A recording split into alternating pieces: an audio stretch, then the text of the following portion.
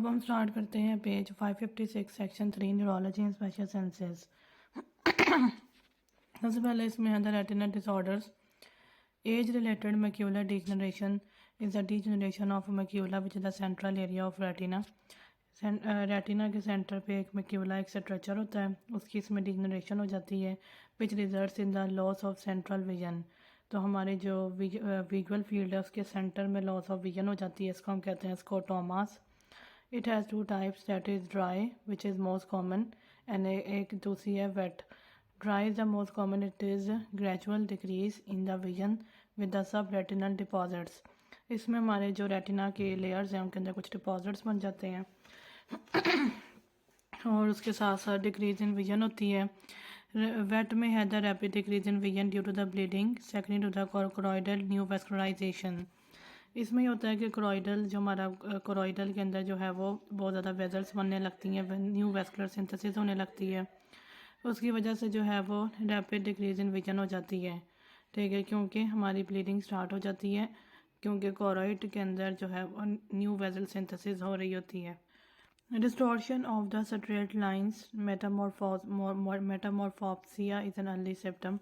इसमें होता है कि हमारे विजन के अंदर जो स्ट्रेट लाइंस होती हैं उनकी जो है वो डिस्टॉर्शन हो रही होती है, इस चीज़ को हम कहते हैं मेटामॉर्फोप्सिया।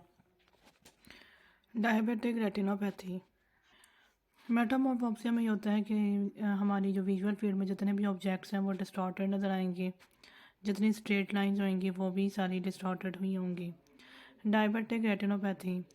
तो डायबिटिक रेटिनोपैथी में होता है क्रॉनिक हाइपरग्लाइसीमिया, जब हमारे जो ब्लड शुगर लेवल्स हैं वो काफ़ी देर तक जो हैं वो हाई रहते हैं, तो it results in increase permeability and occlusion of the retinal vessels. तो इसमें जो हमारी रेटिनल वेजल्स हैं उनकी परमेबिलिटी इंक्रीज़ हो जाती है और एक्लूजन भी इंक्रीज़ हो जाती है। टू टाइप्स हैं, एक है नॉन प्रोलिफरेटिव और एक है प्रोलिफरेटिव। नॉन प्रोलिफरेटिव जो है वो ज़्यादा कॉमन है, इसमें माइक्रो एनेरिज्म्स हो जाती हैं, हेमोरेजेस हैं, कॉटन वूल स्पॉट्स हैं, हार्ट एक्सीडेंट्स हैं। ठीक है, vision loss mainly due to the macular oedema, और इसमें जो है वो विजन लॉस हो रहा है क्योंकि हमारे मैक्यूला के अंदर जो है वो एडिमा हो गया, यानी कि फ्लूइड आ गया है। उसके बाद आता है प्रोलिफरेटिव में retina neovascularisation due to the chronic hypoxia. इसमें जो रेटिना के अंदर जो है वो न्यू वेजल सिंथेसिस हो रही है due to the chronic hypoxia, बहुत देर तक हाइपोक्सिया रहने की वजह से उस हमारी रेटिना के अंदर न्यू वेजल सिंथेसिस हो रही है। Abnormal new vessels may cause vitreous haemorrhage, लेकिन ये जो एबनॉर्मल न्यू वेजल्स हैं ये विट्रियस हेमोरेज करवा सकते हैं, इंटरेक्शनल रेटिना डिटैचमेंट और रेटिना डिटैचमेंट भी करवा सकते हैं। तो इसमें हमने देखा कि जो एज रिलेटेड मैक्यूलर डिजनरेशन, उसमें तो ये हो रहा था कि जो हमारा मैक्यूला था उसकी डिजनरेशन हो रही थी, इस वजह से इसको टॉमस बन रहे थे। लेकिन डायबिटिक रेटिनोपैथी में हमारे मैक्यूला के अंदर एडिमा हो जाता है। ठीक है, और ये चीज़ हमें ज़्यादा नॉन प्रोलिफरेटिव में मिलेगी, लेकिन प्रोलिफरेटिव में ये होएगा कि जो है वो विट्रियस हेमोरेज हो रहा होगा और साथ में रेटिनल ट्रैक्शन रेटिनल डिटैचमेंट भी हो सकती है। उसके बाद आता है हाइपरटेंसिव रेटिनोपैथी।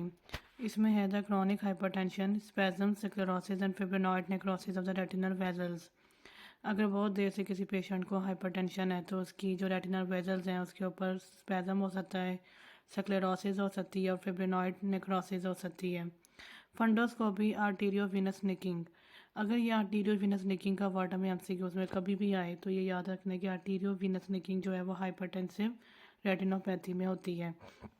फंडोस्कोपी में ये आर्टीरियोविनस निकिंग नज़र आएगी। माइक्रो एनेरिज्म्स, हेमोरेजेस, कॉटन वूल स्पॉट्स, ये सारे कुछ जो थे डायबिटिक रेटिनोपैथी में भी थे तो हाइपरटेंसिव रेटिनोपैथी में भी होंगे। हार्ट एक्सीडेंट्स इसमें उसमें भी थे, इसमें भी होंगे। May form the macular star red star, macula जो है उसकी स्टार फॉर्म हो जाएगी। Presence of papillary oedema is indicative of hypertensive emergency, और हम देखें कि अगर उसमें पेपिलर एडीमा भी हो चुका है तो इसका मतलब यह है कि हमें हाइपरटेंसिव इमरजेंसी आ चुकी है and warrants immediate lowering of blood pressure, तो उस वक्त हमें फौरी तौर पे ब्लड प्रेशर को कम करना होगा। Retinal artery occlusion. Retinal artery occlusion is a blockage of central और the branch retinal artery usually due to the embolism.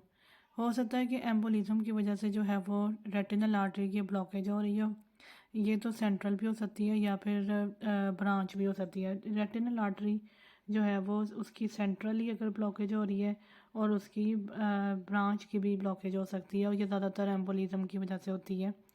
Embolism में भी ज़्यादा carotid atherosclerosis is more common than cardiogenic, less commonly due to the giant cell arteritis, less commonly due to the giant cell arteritis. ठीक है, बहुत ही कम ये joint cell arthritis की वजह से भी हो सकती है। सबसे ज़्यादा तो ये कैरोटिड आर्टरी आर्थरोस्क्लेरोसिस की वजह से होगी, उससे कम ये कार्डियोजेनिक की वजह से होगी, और सबसे कम ये जॉइंट सेल आर्थराइटिस की वजह से भी हो सकती है।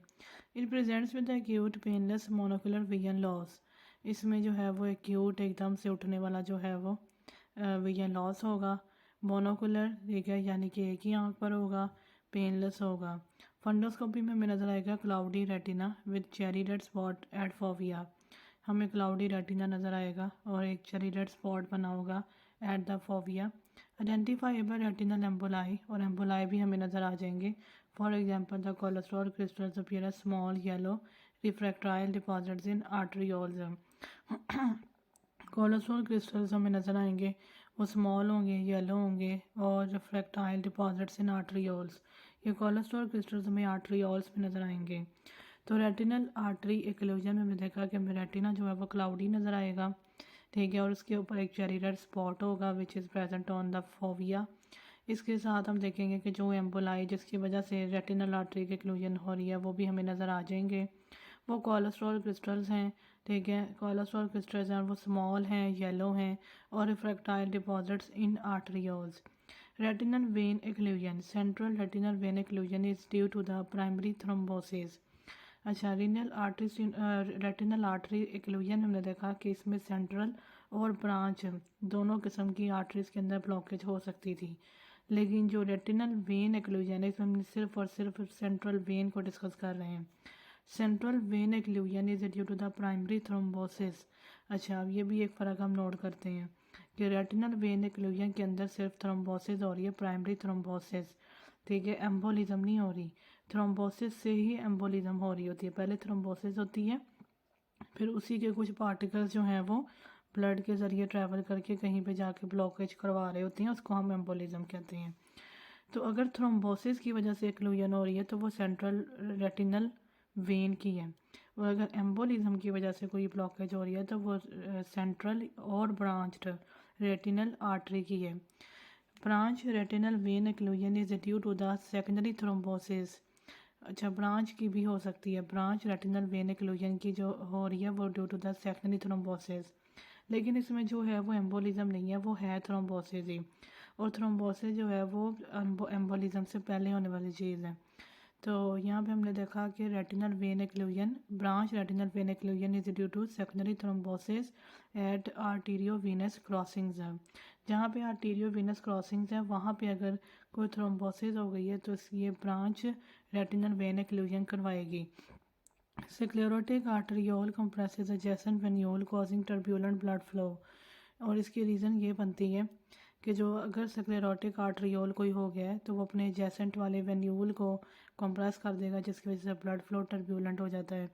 Fundoscopy retinal haemorrhage and the venous engorgement, इसमें हमें रेटिनल हेमोरेज नज़र आएगा, वीनस एंगॉर्जमेंट हुई होगी, blood and thunder appearance, retinal oedema in affected areas. तो हमने देखा है वीनस एंगॉर्जमेंट हो रही है, इसमें वो कोई नहीं कि रेटिना क्लाउडी हुआ हो, उसके ऊपर कोई चेरी रेड स्पॉट हो, वो चीज़ जो कि रेटिनल आर्टरी एक्लूजन में थी वो इसमें बिल्कुल नहीं है।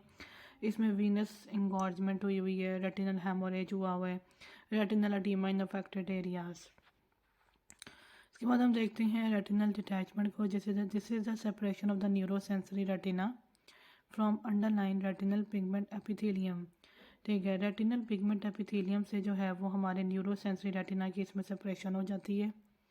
Loss of choroidal blood supply, तो फिर हमें कोरोइड से जो ब्लड सप्लाई मिल रहा है वो अब नहीं मिलेगा।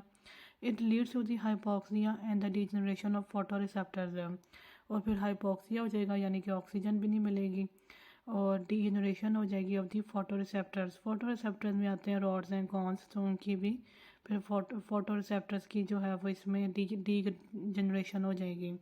It has two types, rhegmatogenous and the non रेगमेटोजीनस।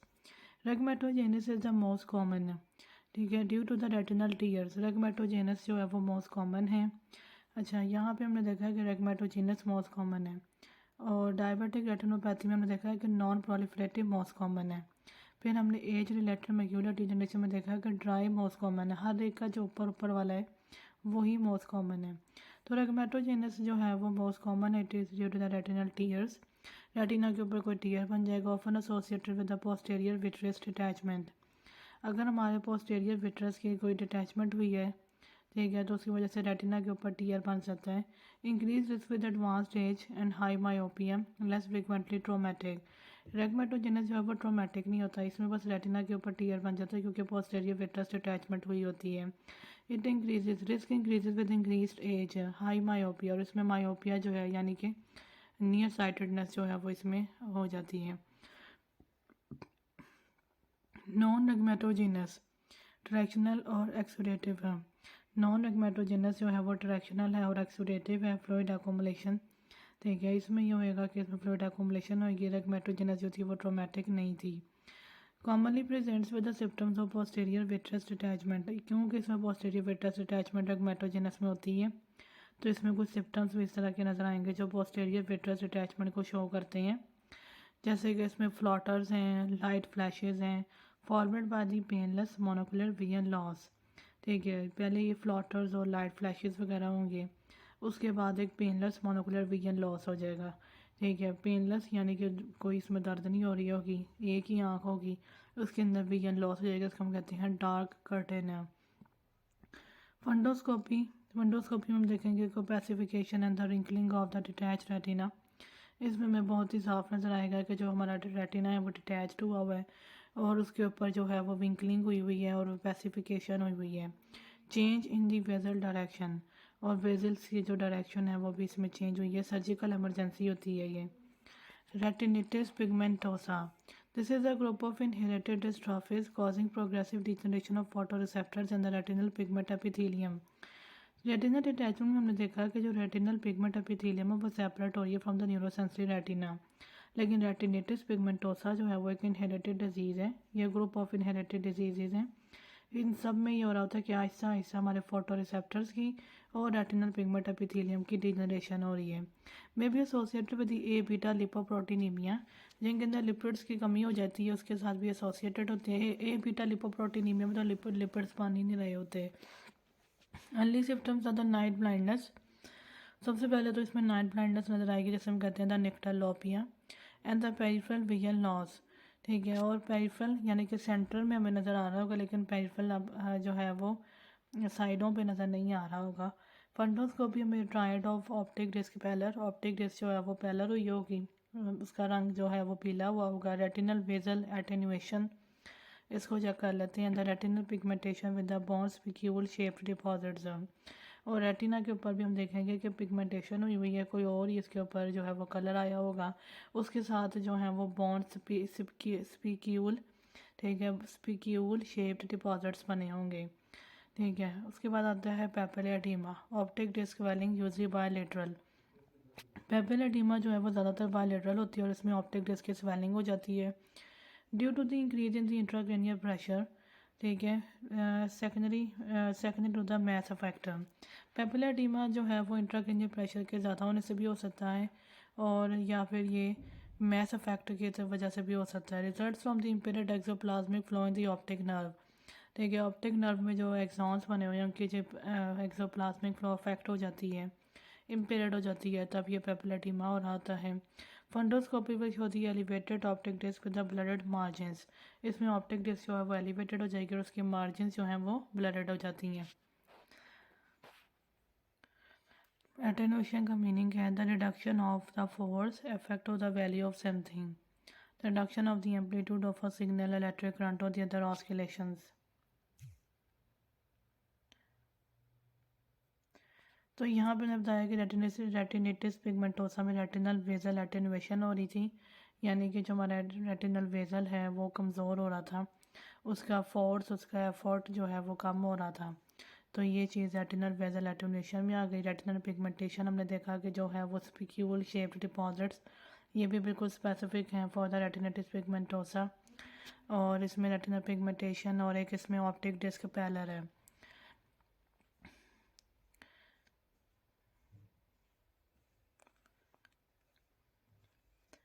तो हमने देखा कि रेटिनल डिसऑर्डर्स हैं, इसमें एज रिलेटेड मैक्यूलर डिजनरेशन में हमने देखा कि ड्राई एंड वेट है। जो ड्राई है वो मोस्ट कॉमन है। इसमें ग्रेजुअल डिक्रीज इन विजन हो रही है with the sub retinal deposits that is drusen. इसमें सब रेटिनल डिपॉजिट्स बनेंगे जिनको हम ड्रूसन कहते हैं। ये ड्राई में बनेंगे। वेट वाले में क्या होगा कि रैपिड डिक्रीज होगी। ड्राई में ग्रेजुअल डिक्रीज इन विजन हो रही है, वेट में रैपिड डिक्रीज इन विजन हो रही है ड्यू टू द ब्लीडिंग। ठीक है, क्योंकि इसमें एकदम से ब्लीडिंग हो रही है which is second to the choroid neovascularisation. ठीक है, जो कोरॉइड है उसके अंदर न्यू वेजल्स बन रही है जिसकी वजह से ब्लीडिंग हो रही है, उसकी वजह से रैपिड लॉस ऑफ विजन हो रही है। डिस्टॉर्शन ऑफ द स्ट्रेट मेटामॉर्फोप्सिया इसमें होगा। डायबिटिक रेटिनोपैथी को हमने देखा, इसमें हमने देखा कि रेटिनल वेजल्स की परमेबिलिटी ज़्यादा हो रही है, उनकी एक्लूजन हो रही है। इसके टू टाइप्स ही नॉन प्रोलिफरेटिव और proliferative. Non proliferative most common है, इसमें माइक्रोएन्यूरिज्म्स हैं, हेमोरेजेस हैं, कॉटन वुड स्पॉट्स और हार्ड एक्सुडेट्स। लेकिन जो इसमें विजन लॉस हो रहा है वो mainly due to the macular oedema है। प्रोलिफरेटिव में भी ये सब कुछ होगा। नहीं, प्रोलिफरेटिव में जो रेटिनल न्यूवेस्कुलाइजेशन है, क्योंकि इसका नाम से चल रहा है कि प्रोलिफरेटिव यानी कि ऐसी चीज़ जो बढ़ाएगी। तो रेटिनल न्यूवेस्कुलाइजेशन इसमें होती है, यानी कि न्यू वेजल सिंथेसिस इसमें हो रही होती है रेटिना के अंदर, और इसकी रीज़न होती है chronic hypoxia. Abnormal new vessels इसमें बन जाएंगे। ठीक है, they cause vitreous haemorrhage.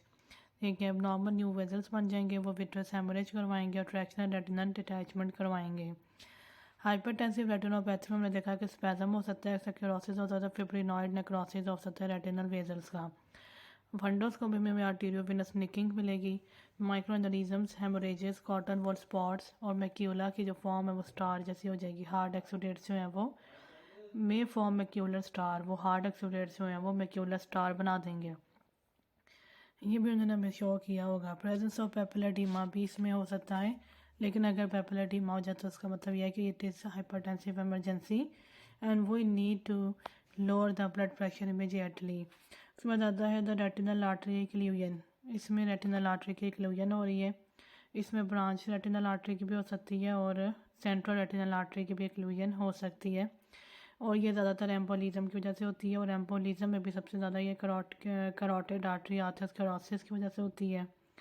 Secondly ये किसी कार्डियोजेनिक रीज़न की वजह से होती है, और बहुत ही कम ये जॉइंट सेल आर्थराइटिस की वजह से भी होती है।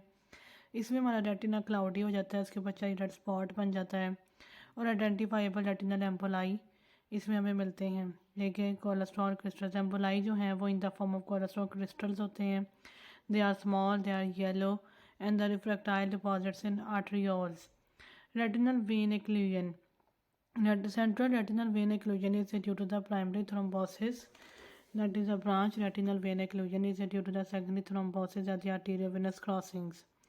आर्टीरियोवेनस क्रॉसिंग्स में जो है वो retinal branch retinal vein occlusion किस तरह होती है कि स्क्लेरोटिक आर्टरियोल जो है वो कंप्रेस करेगा जेसेंट वेन्यूल को, कॉजिंग टर्ब्यूलेंट ब्लड फ्लो। तो इसमें रेटिनल हेमोरेजेस मिलेंगे, रेटिनल एडीमा मिलेगा, वीनस एंगॉर्जमेंट मिलेगी। उसमें आता है रेटिनल डिटैचमेंट।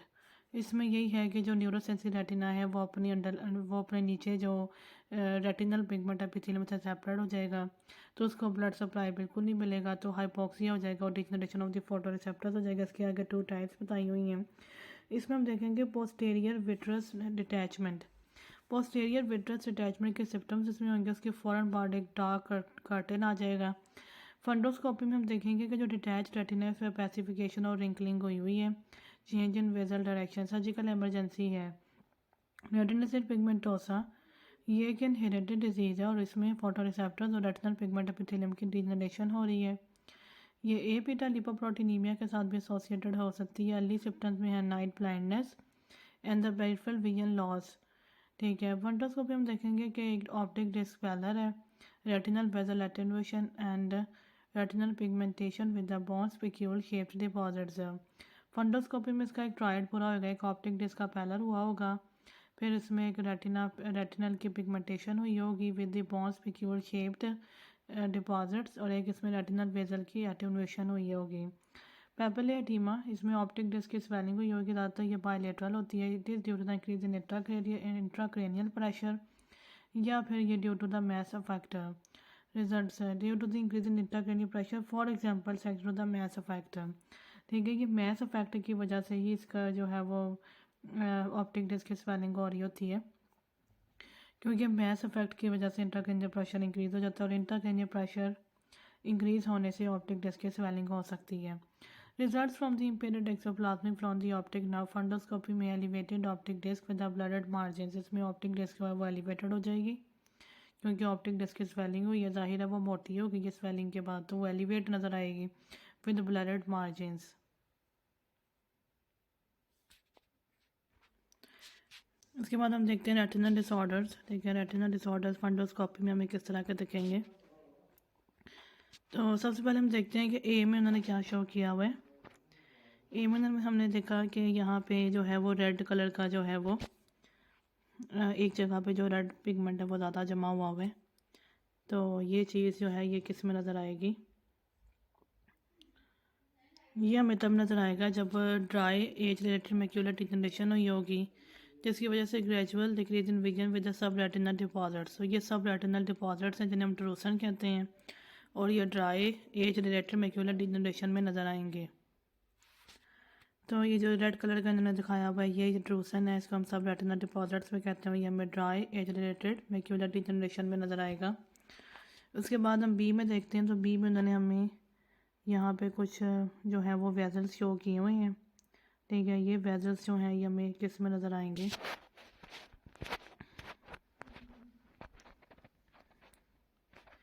ये हैं हेमोरेजेस। ठीक है, ये हेमोरेजेस शो किए हुए हैं और ये हमें नज़र आ रहे हैं नॉन प्रोलिफरेटिव डायबिटिक रेटिनोपैथी में।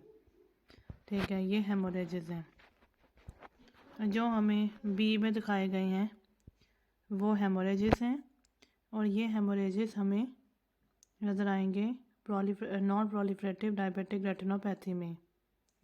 ये वेजल्स नहीं है, ये वेजल्स के इर्द गिर्द हैं, लेकिन ये यहाँ पे जो है वो रेड कलर के बने हुए हैं, इरेगुलर शेप्ड हैं। उसके बाद हम देखते हैं सी में, तो सी में इन्होंने जो है वो सबसे पहले तो हम देखते हैं कि इसमें जो कलर है फंडोस्कोपी का वो ऑरेंज नहीं है, वो डार्क येलो सा कलर है। तो इसमें हमें एक तो इन्होंने यहाँ पे शो किया हुआ है कि ब्लू एरो से शो किया हुआ है कि ये येलो कलर का यहाँ पे स्पॉट्स बने हुए हैं और ये काफ़ी लार्ज साइज हैं। लेकिन रेड वाले से इन्होंने हमें शो किया हुआ है कि ये भी येलो स्पॉट्स हैं, येलो लाइंस हैं एक तरह से, जो काफ़ी रफ़ हैं और इरेगुलर हैं, लेकिन ये लाइंस हैं और ब्लू वाले में येलो स्पॉट्स हैं।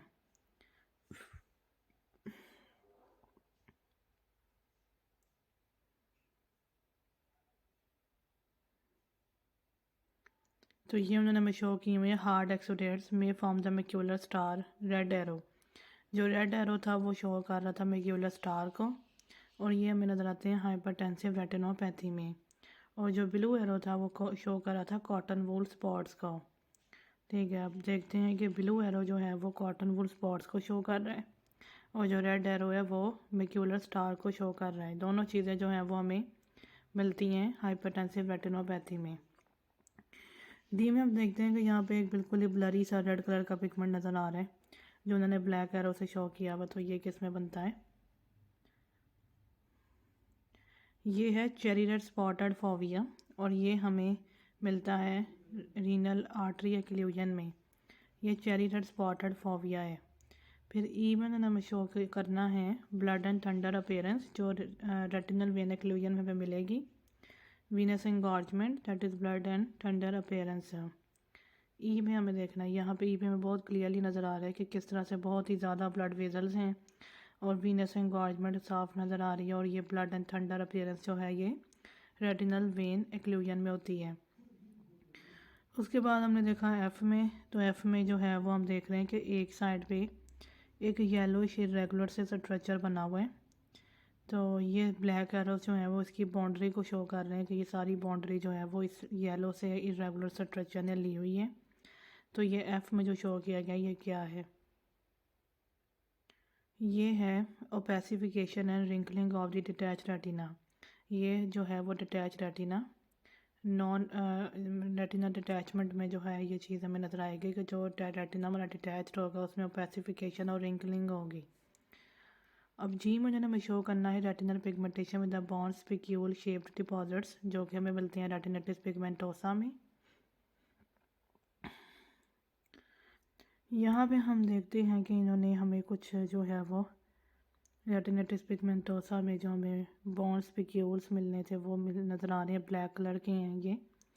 और इसमें फंडोस्कोपी की जो सर्कल होता है वो भी सर्कल इरेगुलर हुआ हुआ है। और हम देख रहे हैं कि इसमें ब्लैक से जो है वो बॉन्ड रेटिनल पिगमेंटेशन हुई हुई है और ये बॉन्ड स्पिक्यूल शेप्ड डिपॉजिट्स यहाँ पे नज़र आ रही हैं। उसके बाद हम देखते हैं कि एच में क्या है। एच में एक जगह पे वेजल्स जो हैं वो बिल्कुल आपस में मिल गए हैं। तो ये चीज़ जो हमें कहाँ पे नज़र आएगी, ये वेजल्स आपस में मिले हुए हैं, तो ये चीज़ हमें नज़र आएगी elevated optic disc with blurred margins. ये हमें पेपिला एडीमा में नज़र आएगी कि इसमें जो है वो फंडोस्कोपी हम देखेंगे कि elevated optic disc with blurred margins. तो यहाँ पे मैंने दिखाया कि जो ऑप्टिक डिस्क है वो एलिवेटेड हुई हुई है और उसकी जो मार्जिन्स हैं वो ब्लरी हैं, उसकी कोई प्रोमिनेंट मार्जिन्स नहीं है। तो ये चीज़ हमें मिलती है पेपिला एडीमा में। उसके बाद हम देखते हैं leukocoria. This is the loss that is whitening of the red reflex.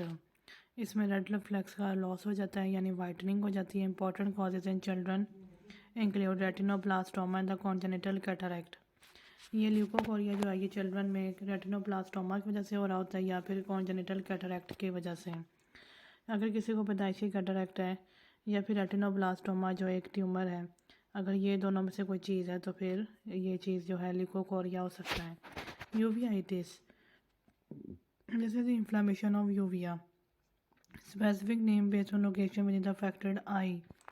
ठीक है, इसका जो नेम है वो डिपेंड करता है इसके लोकेशन पे। ठीक है, with in the affected I. Anterior uveitis में हो सकता है आइरिटिस, पोस्टीरियर यूवियाइटिस में हो सकता है कोरोइडाइटिस और the retinitis. may have hypopyon that is accumulation of pus in the interior chamber or the conjunctival redness। इसमें hypopyon भी हो सकता है यानी कि accumulation of pus in the interior chamber or the conjunctival redness associated with systemic inflammatory disorders। In systemic inflammatory disorders के साथ भी हो सकता है, for example sarcoidosis, Behcet syndrome, juvenile idiopathic arthritis, HLA-B27 associated conditions। Systemic disease जो हैं वो सारी ऑटोम्यून इसमें होती हैं, जैसे सार्कोइडोसिस है, बेसेट सिंड्रोम है, जुवेनाइल आइडियोपैथिक आर्थराइटिस है और HLA-B27 एसोसिएटेड कंडीशंस है। पिपुलरी कंट्रोल में एक मायोसिस है, पिपुलरी लाइट रिफ्लेक्स है और एक इसमें माइड्रिएसिस है। तो मायोसिस में क्या होता है, कंस्ट्रिक्शन हो रही होती है प्यूपिस की और ये पैरासिम्पैथेटिक है। इसमें जो फर्स्ट न्यूरॉन है वो है Edinger Westphal nucleus of the ciliary ganglion via the cranial nerve 3 और सेकेंड न्यूरॉन है short ciliary nerves to sphincter pupillae muscles. Short ciliary nerves shorten the pupil diameter. तो इसको ऐसे ही याद रख सकते हैं कि इसमें मायोसिस में जो फर्स्ट न्यूरॉन है इसमें दो न्यूरॉन्स होते हैं, एक फर्स्ट न्यूरॉन और एक सेकेंड न्यूरॉन। फर्स्ट न्यूरॉन जो है वो है डेंजर वेस्पर न्यूक्लियस है to ciliary ganglion via the cranial nerve 3। इसमें ये होगा कि डेंजर वेस्पर न्यूक्लियस से न्यूरॉन्स ने जाना है, मैसेज ने जाना है डेंजर वेस्पर न्यूक्लियस से सिलरी गैंग्लियन तक और ये सफ़र इसने करना है क्रेनियल नर्व 3 यानी ओक्यूलोमोटर नर्व के ज़रिए। फिर वहाँ से शॉर्ट सिलरी नर्व्स निकलेंगी और वो स्पिंस्टर पिपलाई मसल्स में आके हिट करेंगी। तो स्पिंस्टर पिपलाई मसल्स जो हैं वो मायोसिस करवाएंगे यानी कंस्ट्रिक्शन ऑफ प्यूपिल्स करवाएंगे। उसके बाद आता है प्यूपिलरी लाइट रिफ्लेक्स। अगर हम मायोसिस का पाथवे देखें तो सबसे पहले डेंजर वेस्पर न्यूक्लियस है, उसके बाद वहाँ से निकलेगी क्रेनियल नर्व 3 और क्रेनियल नर्व 3 जाएगी सिलरी गैंग्लियन में और सिलरी गैंग्लियन से निकलेंगी शॉर्ट सिलरी नर्व्स और शॉर्ट सिलरी नर्व्स जाएंगे फिर स्पिंस्टर पिपलाई मसल्स में। उसके बाद हम देखते हैं पिपलरी लाइट रिफ्लेक्स का। पिपलरी लाइट रिफ्लेक्स में देखा है कि सबसे पहले लाइट है, ठीक है, वो हमारी आंखों के अंदर जब एंटर होती है तो वो रेटिना को सबसे पहले हिट करेगी। फिर रेटिना जो है वो सिग्नल को सेंड करेगा वाया द क्रेनियल नर्व 2 यानी ऑप्टिक नर्व के ज़रिए सिग्नल को सेंड करेगा to the pretectal nuclei in midbrain. Pretectal nuclei तक वो मैसेज को सेंड करेगा इन द मिड ब्रेन। फिर वो आगे एक्टिवेट करेगा बायलेटरल एडेंजर वेस्पर न्यूक्लाई को और एडेंजर वेस्पर न्यूक्लाई जो है वो फिर हमारे प्यूपस को कंस्ट्रिक्ट करवाएगा bilaterally. This is a direct and the consensual reflex. Result is the illumination of one I results in the bilateral pupillary construction. इसमें ये होता है कि अगर हम एक आँख के ऊपर जो है वो लाइट को मारेंगे तो हमारी दोनों आंखें जो है वो उनका प्यूपिल जो है वो कंस्ट्रक्ट करेगा। इसको हम कहते हैं प्यूपिलरी लाइट रिफ्लेक्स। उसके बाद हमने देखा कि माइट्रियसिस में डायलेशन ऑफ प्यूपिल्स होगी, ये सिंपैथेटिक है। तो इसमें जो है वो 3 न्यूरॉन्स इन्वॉल्व हैं, first, second and the third neuron. First neuron में hypothalamus the ciliospinal centre of Budge. Mydriasis में हमने देखा कि डायलेशन है। तो सबसे पहले इसमें जो फर्स्ट न्यूरॉन है वो हाइपोथैलेमस है। सबसे पहले हाइपोथैलेमस ने सीरियोस्पाइनल सेंटर ऑफ बज तक इंफॉर्मेशन को सेंड करना है। फिर second neuron exit at the T1 to superior cervical ganglion, travels along the cervical sympathetic chain near the lung apex subclavian vessels. Third neuron is the plexus along internal carotid so the cavernous sinus enters orbit as long ciliary nerve to pupillary dilator muscles. Sympathetic fibers also innervate the smooth muscles of the eyelids and the sweat glands of forehead and face.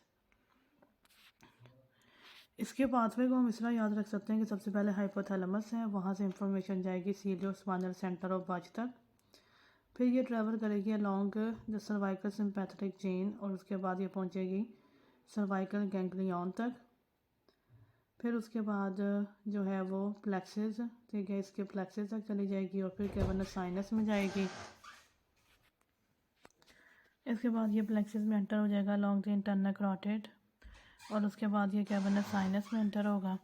Cavernous sinus ये orbit में enter होएगा और उसके बाद long ciliary nerves के जरिए ये pupillary dilator muscles तक चला जाएगा। उसके बाद हमने देखा है कि माइट्रियसिस में जो फर्स्ट न्यूरॉन है वो hypothalamus to ciliospinal centre of Budge C8 से लेके ये है C8 से T2 तक। फिर सेकेंड न्यूरॉन में जो है वो T1 में एग्जिट हो रहा है टू सुपीरियर सर्वाइकल गैंग्लियन। फिर उसने T1 से निकल कर सुपीरियर सर्वाइकल गैंग्लियन तक चले जाना है। ट्रैवल्स अलोंग, और ये जो इसने T1 से सुपीरियर सर्वाइकल गैंग्लियन तक जाना है, इसके लिए उसको ट्रैवल करना पड़ेगा along cervical sympathetic chain near lung apex.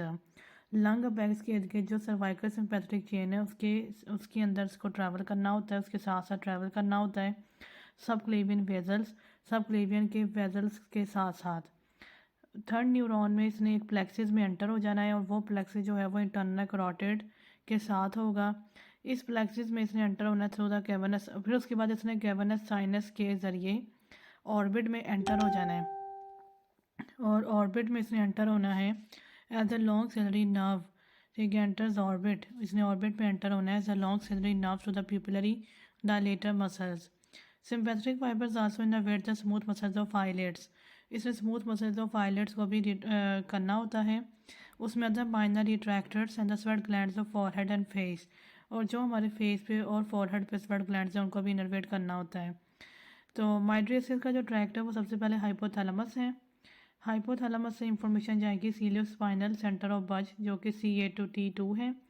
फिर इसने T1 पे निकलना है और इसने सुपीरियर सर्वाइकल गैंग्लियन तक चले जाना है और यहाँ तक जाने के लिए इसने ट्रैवल करना है along the cervical sympathetic chain which is near the lung apex and the subclavian vessels. फिर इसने एक प्लेक्सिस में एंटर होना है। वो प्लेक्सिस जो है वो बिल्कुल करीब है इंटरनल कैरोटिड के और फिर कैवर्नस साइनस से गुजर के इसने ऑर्बिट में जाना है। जब ये ऑर्बिट में आएगा तो ये in the form of long ciliary nerves होगा और लॉन्ग सिलियरी नर्व्स हैं प्यूपिलरी जो प्यूपिलरी डायलेटर मसल्स हैं उनको इनर्वेट कर देना है। सिंपैथेटिक फाइबर्स ने हमारे फॉरहेड और फेस के स्वेट ग्लैंड्स को और हमारे आईलिड्स के स्मूथ मसल्स यानी माइनर रिट्रैक्टर्स को भी इनर्वेट करना होता है। यहाँ पे हम देखते हैं इस डायग्राम में हमें प्यूपिलरी लाइट रिफ्लेक्स का जो पाथवे है वो शो किया हुआ है। सबसे पहले हमारी ये आइज़ शो की हुई हैं, ठीक है, एक इनकी टेम्पोरल साइड होती है और एक इनकी नेज़ल साइड होती है। तो हमने देखा कि जो हमारी जो है वो मीडियल साइड है, यानी कि जो हमारी यहाँ पे उन्होंने शो किया है कि जो हमारी मीडियल साइड है वो हमारे बिल्कुल इंटरसेक्ट कर रही है। जो मतलब ये है कि जो हमारी मीडियल साइड है आइज़ की वो हमारे टेम्पोरल रेटिना पे आएगी और जो हमारी लेटरल साइड है हमारी आई फील्ड की वो हमारे नेज़ल रेटिना पे आएगी। तो उसके बाद हम देखते हैं कि ये इंफॉर्मेशन जो है ये जा रही है और यहाँ पे आ जाता है, यहाँ पे आके इसने फिर इंटरसेक्ट करना है। ठीक है, यहाँ पे जो इंफॉर्मेशन थी नेज़ल रेटिना में, इसने जाकर जो है वो हमारे जो प्री टेक्टर न्यूक्लाई है वहाँ तक चले जाना है। प्री टेक्टर न्यूक्लाई तक इसने जाना है और इसने हमारे जो हमारी मतलब जो ऑपोजिट साइड का प्री टेक्टर न्यूक्लाई है उस तक जाना है। ऑपोजिट साइड से मतलब ये है कि अगर हमारी लेफ़्ट आई की इंफॉर्मेशन जो है वो हमारी राइट प्री टेक्टर न्यूक्लाई पे जा रही है और जो हमारी राइट आई की इंफॉर्मेशन है वो हमारे लेफ़्ट प्री टेक्टर न्यूक्लाई में जा रही है। उसके बाद इंफॉर्मेशन जो है वो अडिंजर वेस्फेन न्यूक्लियस में जा रही है और यहाँ पे जहाँ पे इनकी इंटरसेक्टिंग हो रही थी वहाँ उसको हम कहते हैं ऑप्टिक कियाज़म। और यहाँ पे एक्सिलरी गैंग्लियन भी शो किया हुआ है और लेटरल जेनिकुलेट न्यूक्लियस भी यहाँ पे शो किया हुआ है। तो अडिंजर वेस्फेन न्यूक्लियस के बाद इंफॉर्मेशन जो है वो मज़ीद आगे जा रही है, तो इसको हम एज इट इज़ याद रखेंगे। Relative afferent pupillary defect. It is also called Marcus gun pupil. Extent of pupillary constriction differs when the light is shown in one eye at a time due to the unilateral or the asymmetric lesions of the afferent limb of the pupillary reflex, for example retina and the optic nerve. इसको हम कहते हैं Marcus gun प्यूपिल और इसमें ये होता है कुछ हमारा प्यूपिलरी लाइट रिफ्लेक्स है, उसका जो है एफरेंट लिम्ब है यानी जो उसका एफरेंट पाथवे है वो जैसे कि इसमें रेटिना आता है और ऑप्टिक नर्व आता है, तो इसके ऊपर कोई ना कोई जो है वो यूनिलेटरल या कोई एसिमेट्रिक लीजन बन जाता है और इस लीजन के बनने की वजह से प्यूपिलरी कंस्ट्रिक्शन जो है वो ठीक से नहीं हो रही होती जब हम लाइट को आई के ऊपर जो है वो शो करते हैं तब। When the light shines into a normal eye, जब हम एक नॉर्मल आई पे लाइट को शाइन करते हैं, constriction of the ipsilateral I occurs, तो जो हमारी इप्सिलेटरल आई है जिस पर लाइट शॉन की गई है वो कंस्ट्रिक्ट करती है, इसको हम कहते हैं डायरेक्ट रिफ्लेक्सर। और जो हमारी कॉन्ट्रालेटरल आई होती है यानी कि दूसरी साइड की जो आई है कंसेंशुअल रिफ्लेक्स, वो भी कंस्ट्रिक्ट करती है, यानी कि जब हम एक आई के ऊपर आई लाइट को शॉन करेंगे तो दोनों आईज जो हैं वो कंस्ट्रिक्ट करेंगी, इसको हम कहते हैं पिपलरी लाइट रिफ्लेक्स। और ये डायरेक्ट और कंसेंशुअल रिफ्लेक्स है, जो इप्सिलेटरल आई में हुआ वो डायरेक्ट रिफ्लेक्स है, जो कॉन्ट्रालेटरल आई में हुआ वो कंसेंशुअल रिफ्लेक्स है। But when the light is swung from the normal eye to an affected eye, लेकिन जब किसी एक आई के अंदर जो है उसके रेफरेंट पिपलरी पाथवे के अंदर कोई ना कोई लीजन बन गया है, तो फिर जब हम नॉर्मल आई से अफेक्टेड आई के ऊपर जो है वो लाइट को लेके आएंगे तो both pupils dilate instead of constricting, तो दोनों प्यूपिल्स डायलेट कर जाएंगे इंस्टेड ऑफ कंस्ट्रिक्टिंग, यानी कंस्ट्रिक्टिंग नहीं होगी फिर उनकी डायलेशन होगी। लेकिन इसका हमें पता तब चलेगा जब हम नॉर्मल आई पे लाइट मारने के बाद फ़ौरन से दूसरी आई पे जो अफेक्टेड है उस पर लाइट मारेंगे तब ऐसा होगा। तो यानी कि अगर हमने नॉर्मल जो आई है उस पर पहले हमने लाइट मारी फिर हमने उसको फ़ौरन से दूसरी आई के ऊपर मारा तो हमारे दोनों प्यूपिल्स डायलेट कर जाएंगे इंस्टेड ऑफ कंस्ट्रिक्टिंग। इससे हमें ये पता चलेगा कि जो हमारा जो प्यूपिलरी रिफ्लेक्स है, प्यूपिलरी पाथवे जो है उसके जो एफरेंट पाथवे है, उसका जो एफरेंट लिम्ब है उसके अंदर कोई ना कोई जो है वो लीजन बन चुका है। इसके बाद आता है Horner syndrome, sympathetic denervation of face. इसमें हमारे जो सिंपैथेटिक फाइबर्स हैं वो हमारी फेस को जो सप्लाई कर रहे होते हैं उनकी डिनर्वेशन हो जाती है जिसकी वजह से टॉसिस हो रही होती है यानी slight drooping of the eyelid superior tarsal muscle. इसमें जो हमारी जो आईलिड है उसकी ड्रोपिंग हो रही होती है यानी सुपीरियर टार्सल मसल जो है वो कमज़ोर हो जाता है। मायोसिस हो रही होती है यानी कि प्यूपिल कंस्ट्रिक्शन हो रही है। एनहाइड्रोसिस हो रही है यानी एब्सेंस ऑफ स्वेटिंग हो गई है। Flushing of the affected side of face associated with lesions along the sympathetic chain है। उन्होंने फिर उसके बाद बताया है कि जो से लीजन्स हो सकते हैं सिंपैथेटिक चेन में, first neuron, second neuron and third neuron. तो इसमें है पोंटाइन हेमोरेज। अच्छा, फर्स्ट न्यूरॉन में हमने देखा कि इसमें पोंटाइन हेमोरेज हो सकता है, लेटरल मेडुलरी सिंड्रोम हो सकता है, स्पाइनल कॉर्ड का कोई लीजन हो सकता है above T1 for example Brown Sequard syndrome या फिर लेट से रिंगोमाइलिया। ये वो सब लीजन्स हैं जिससे फर्स्ट न्यूरॉन जो है वो अफेक्ट हो सकती है। इन सब चीज़ों की वजह से जो है वो फर्स्ट न्यूरॉन में जो ट्रांसमिशन ऑफ इंफॉर्मेशन है वो अफेक्ट हो सकती है। पोन्टाइन हेमोरेज का मतलब है कि पोन्स के अंदर हेमोरेज हो गया। लेटरल मेडुलरी सिंड्रोम, ठीक है, स्पाइनल कॉर्ड के लीजन्स हो सकते हैं जैसे ब्राउन सिक्वार्ड सिंड्रोम है और लेट स्टेज सरिंगोमाइलिया है। सेकंड न्यूरॉन जो है वो stellate ganglion compression by Pancoast tumour, Pancoast tumour से अगर स्टेलर गैंग्लियन कॉम्प्रेशन हो जाए तो फिर सेकंड न्यूरॉन अफेक्ट हो सकती है। और थर्ड न्यूरॉन है carotid dissection, this is painful and hidrosis is usually absent. इसमें मतलब ये होगा कि अगर एनहाइड्रोसिस जो हो रही थी यानी कि एब्सेंस ऑफ स्वेटिंग वो इसमें नहीं होगी। अब इस डायग्राम में देखते हैं कि फर्स्ट न्यूरॉन कहाँ से कहाँ तक जाती है, सेकंड कहाँ तक जाती है और थर्ड न्यूरॉन कहाँ से कहाँ तक होती है। क्योंकि अभी हमने सिर्फ वो डिजीज़ पढ़ी हैं जिसमें ये न्यूरॉन्स अफेक्ट हो रही हैं और हॉर्नर सिंड्रोम करवा रही हैं, लेकिन इनकी ट्रैवलिंग किस तरह होती है वो हम इस डायग्राम में देखते हैं। सबसे पहले हाइपोथैलेमस से जो निकलती है वो है फर्स्ट न्यूरॉन। ये हाइपोथैलेमस से निकली और ये ट्रैवल करती रही ब्रेन स्टेम से और फिर ये यहाँ तक आई। फिर इसने स्पाइनल कॉर्ड के लेटरल हॉर्न के साथ साइनैप्स किया। साइनैप्स करने के बाद जो है वो ये ख़त्म हो गई, सेकंड न्यूरॉन स्टार्ट हो गई और सेकंड न्यूरॉन जो है वो सर्वाइकल सिंपैथेटिक चेन में ट्रैवल करने लगी और इसने सुपीरियर सर्वाइकल गैंग्लियन में आके साइनैप्स किया, यानी कि यहाँ पे ये रुक गई और वहाँ से थर्ड न्यूरॉन स्टार्ट हो गई। थर्ड न्यूरॉन जो है वो एक्सटर्नल कैरोटिड आर्टरी और इंटरनल कैरोटिड आर्टरी दोनों के एरिया से गुजरती है। एक्सटर्नल के अंदर से इसकी एक ही ब्रांच निकल के जाएगी to sweat glands of face और इंटरनल कैरोटिड आर्टरी के एरिया जिसकी दो ब्रांचेस जाएंगी। एक ब्रांच जो है वो to pupillary dilator and to smooth muscles of eyelid जाएगी और दूसरी ब्रांच जो है to sweat glands of forehead तक जाएगी।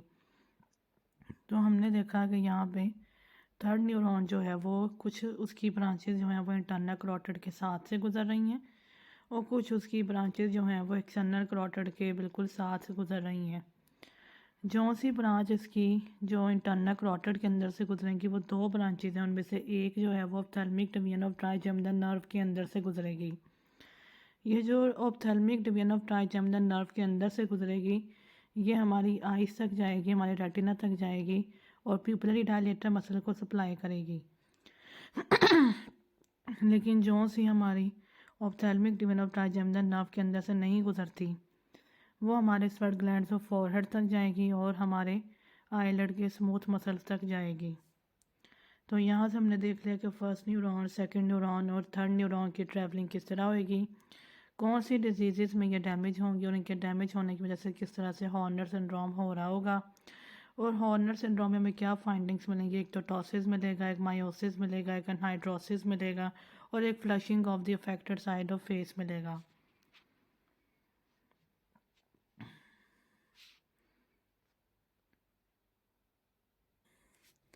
ओक्यूलर मोटिलिटी में हम देखते हैं कि सबसे पहले जो आइज़ के मसल्स हैं वो किस तरह से बने हुए हैं। तो पहले हम इसका फ्रंट व्यू देखेंगे, फिर हम इसका साइड व्यू देखेंगे। फ्रंट व्यू में हमने देखा कि जो ऊपर वाला मसल है वो है सुपीरियर रेक्टस जो ऊपर को दिखाएगा और फिर इन्फीरियर रेक्टस, मीडियल रेक्टस और लेटरल रेक्टस। ये तो हो गए जो सिंपल मसल्स हैं जो बिल्कुल नाम ही से समझ आ रही है कि कहाँ पे लोकेटेड होंगे। लेकिन इसके बाद हमने देखा कि कुछ मसल्स हैं जैसे सुपीरियर ऑब्लिक और इन्फीरियर ऑब्लिक, इनका थोड़ा सा रोल डिफरेंट है। तो हम देखते हैं कि सुपीरियर रेक्टस और मीडियल रेक्टस के दरमियान में जो मसल है वो है सुपीरियर ऑब्लिक और जो इन्फीरियर रेक्टस और लेटरल रेक्टस के दरमियान में मसल है वो है इन्फीरियर ऑब्लिक। इसको हम ऐसा याद रख सकते हैं कि SM के दरमियान में है सुपीरियर ऑब्लिक और LI के दरमियान में है इन्फीरियर ऑब्लिक। साइड व्यू में भी हमें सारे मसल शो किए हुए हैं कि वो हमें साइड व्यू में किस तरह से दिखेंगे। यहाँ पे कुछ हमें यह बताया है कि क्रेनियल नर्व जो 6 है वो इनर्वेट करेगी लेटरल रेक्टस को। क्रेनियल नर्व 6 जो है वो एब्ड्यूसेंस नर्व होती है। क्रेनियल नर्व 4 जो है वो इनर्वेट करेगी सुपीरियर ऑब्लिक को, ये ट्रोक्लियर नर्व होती है। और cranial nerve 3 innervates the rest. Cranial nerve 3 बाकी सब मसल्स को इनर्वेट करेगी। इसको याद रखने के लिए एक फार्मूला बताया हुआ है LR6 SO4 R3, ठीक है। यहाँ पे उन्होंने बताया कि ओब्लिक्स गो ऑपोजिट, तो इसकी कुछ हम इस तरह देख सकते हैं कि जो सुपीरियर रेक्टस है वो हमें ऊपर को दिखाएगा, इन्फीरियर रेक्टस हमें नीचे को दिखाएगा, मीडियल रेक्टस हमें मीडियली दिखाएगा और लेटरल रेक्टस हमें लेटरली देखने में मदद करेगा। लेकिन जो ओब्लिक्स हैं वो अपोजिट हैं। अगर हमने ओब्लिकली ऊपर को देखना है तो वो चीज़ इन्फीरियर ओब्लिक करवाएगा, और अगर हमने ओब्लिकली नीचे को देखना है तो वो सुपीरियर ओब्लिक करवाएगा। उसके बाद हम देखते हैं blow out fracture. This is the orbital floor fracture. हमारे ऑर्बिट का जो फ्लोर है उसका फ्रैक्चर हो जाता है। It is usually caused by the direct trauma to eyeball और इंट्रा ऑर्बिटल रिम। ये आईबॉल के ऊपर अगर डायरेक्ट ट्रॉमा हो जाए तो फिर ये चीज़ होती है। Increase risk of inferior rectus muscle. Inferior rectus muscle जो है उसका सबसे ज़्यादा रिस्क होता है कि उसमें ये अफेक्ट करें। एंड ऑर्बिटल फैट एंट्रैपमेंट, और ऑर्बिटल फैट की एंट्रैपमेंट भी हो सकती है। It can also lead to the infra orbital nerve injury. अगर पूछें कि इसमें कौन सी नर्व इंजरी हो सकती है तो इंफ्रा ऑर्बिटल नर्व इंजरी हो सकती है। इसको इन्होंने इस डायग्राम में शो किया हुआ है। ये जो रेड एरो में मैंने शो किया है कि रेड एरो जो है वो शो कर रहा है इन्फीरियर रेक्टस मसल को। तो यहाँ पे भी ये लिखा हुआ है कि इन्फीरियर रेक्टस मसल का इसमें सबसे ज़्यादा इन्वॉल्वमेंट हो सकती है, लेकिन ऑर्बिटल फैट एंट्रैपमेंट भी हो सकती है। इसके अलावा इंफ्रा ऑर्बिटल नर्व इंजरी हो सकती है। ये सब चीज़ें जो हैं ये ब्लॉड फ्रैक्चर में होंगी और ये direct trauma to the eyeball और द इंट्रा ऑर्बिटल रिम की वजह से हो रहा होता है। इसके बाद हम देखेंगे क्रेनियल नर्व 3, 4 एंड 6 पाल्सीज। इनकी पाल्सीज हो जाएं तो फिर क्या इफेक्ट्स आ सकते हैं। Cranial nerve 3 damage. Cranial nerve 3 has both motor, that is central, and the parasympathetic peripheral components. इसके दोनों सेंट्रल और पेरिफेरल कंपोनेंट्स होते हैं। जो सेंट्रल हैं वो मोटर हैं और जो पेरिफेरल हैं वो पैरासिम्पैथेटिक कंपोनेंट्स हैं। कॉमन कॉजेज इंक्लूड, सबसे पहले हम देखते हैं कि क्रेनियल नर्व 3 का डैमेज किन कॉजेज़ की वजह से हो रहा होता है। नंबर 1 तो है इस्कीमिया यानी कि वहाँ पे ब्लड नहीं पहुँच रहा। Pupil sparing, motor fibres affected more than the parasympathetic fibres. Ischaemia में लेकिन प्यूपिल को कुछ नहीं होगा, वो बिल्कुल सही रहेगा। मोटर फाइबर्स जो हैं वो अफेक्ट होंगी मोर than the parasympathetic fibres. Uncle herniation हो सकती है। अंकल हर्निएशन को हमने पहले भी पढ़ा था, ठीक है। अंकल हर्निएशन हो सकती है which can lead two comma. और पोस्टीरियर कम्युनिकेटिंग आर्टरी की एनोरिज्म हो सकती है। सडन ऑनसेट हेडेक हो जाएगा जिसकी वजह से।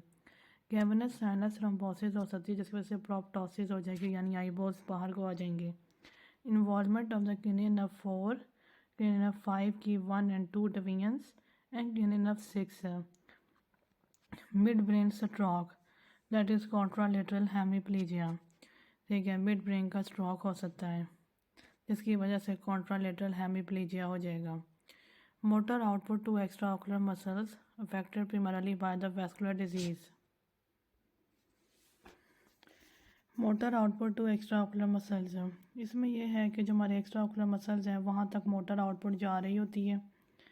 Affected primarily by the vascular disease, सबसे पहले तो ये है कि जो मोटर आउटपुट है यानी कि जो हमारे एक्स्ट्रा ऑकुलर मसल्स हैं उन तक जो मोटर आउटपुट प्रोवाइड कर रही होती है यानी कि उनकी मूवमेंट में जो हेल्प कर रही होती है वो क्रेनियल नर्व 3 है। एक्यूलो मोटर नर्व इसको कहते हैं। It is affected primarily by the vascular disease, ये किसी वैस्कुलर डिजीज़ से सबसे पहले अफेक्ट हो सकती है जैसे डायबिटीज़ मेलाइटिस, क्योंकि ग्लूकोज जो है वो इवेंचुअली सॉर्बिटॉल में कन्वर्ट हो जाएगा। Due to decreased fusion of oxygen and nutrients to the interior that is middle fibres from the compromise vasculature that resides on the outside of nerve. तो इसमें यह है कि जो सा हमारे मोटर फाइबर्स होते हैं जो हमारे एक्स्ट्रा ऑकुलर मसल्स को सप्लाई कर रहे होते हैं ये किसी वैस्कुलर डिजीज़ में जैसे डायबिटीज़ है उसमें अफेक्ट हो जाते हैं क्योंकि उसमें ग्लूकोज सॉर्बिटॉल में कन्वर्ट हो जाता है, जिसकी वजह से जो हमारे ऑक्सीजन और न्यूट्रिएंट्स हैं उनकी इंटीरियर फाइबर्स तक जो है वो डिफ्यूजन नहीं हो पा रही होती क्योंकि हमारे जो वैस्कुलेचर है वो कॉम्प्रोमाइज़ हुआ होता है। तो जब कोई भी सिस्टेमिक डिजीज़ होगी तो हमारा वैस्कुलेचर उसमें कॉम्प्रोमाइज़ हो जाएगा और फिर उस वैस्कुलेचर से इंटीरियर फाइबर्स तक ऑक्सीजन और न्यूट्रिएंट्स नहीं जाएंगे, जिसकी वजह से मोटर आउटपुट जो है मोटर फाइबर्स जो हैं वो अफेक्ट हो जाएंगे और एक्स्ट्रा ऑकुलर मसल्स को इंफॉर्मेशन सही से नहीं प्रोवाइड कर सकेंगे। इसके साइंस में है टॉसिस और डाउन एंड आउट गेज। ठीक है, डाउन एंड आउट गेज और टॉसिस इसके साइंस में है, यानी कि motor fibres of oculomotor nerve affected में जो साइंस आते हैं वो है टॉसिस, ठीक है, यानी dropping of the upper eyelid और down and out gaze. Parasympathetic output, तो इसमें हम देखेंगे पैरासिम्पैथेटिक फाइबर्स के साथ क्या होएगा। Fibres on the periphery are first affected by compression.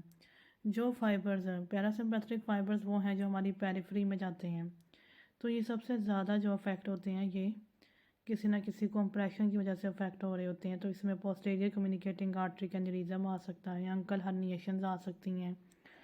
तो इसके साइंस में है डिमिनिश्ड और दी एब्सेंट प्यूपिलरी लाइट रिफ्लेक्स। इसमें प्यूपिलरी लाइट रिफ्लेक्स जो है वो एब्सेंट होगा या डिमिनिश्ड होगा। ब्लाउन प्यूपिल, ठीक है, इसमें जो प्यूपिल है उसको हम ब्लाउन कहेंगे। Often with the down and out gauge, इसमें भी डाउन एंड आउट गेज होगी। ये ए में हमें down and out gauge he show की हुई है, ठीक है।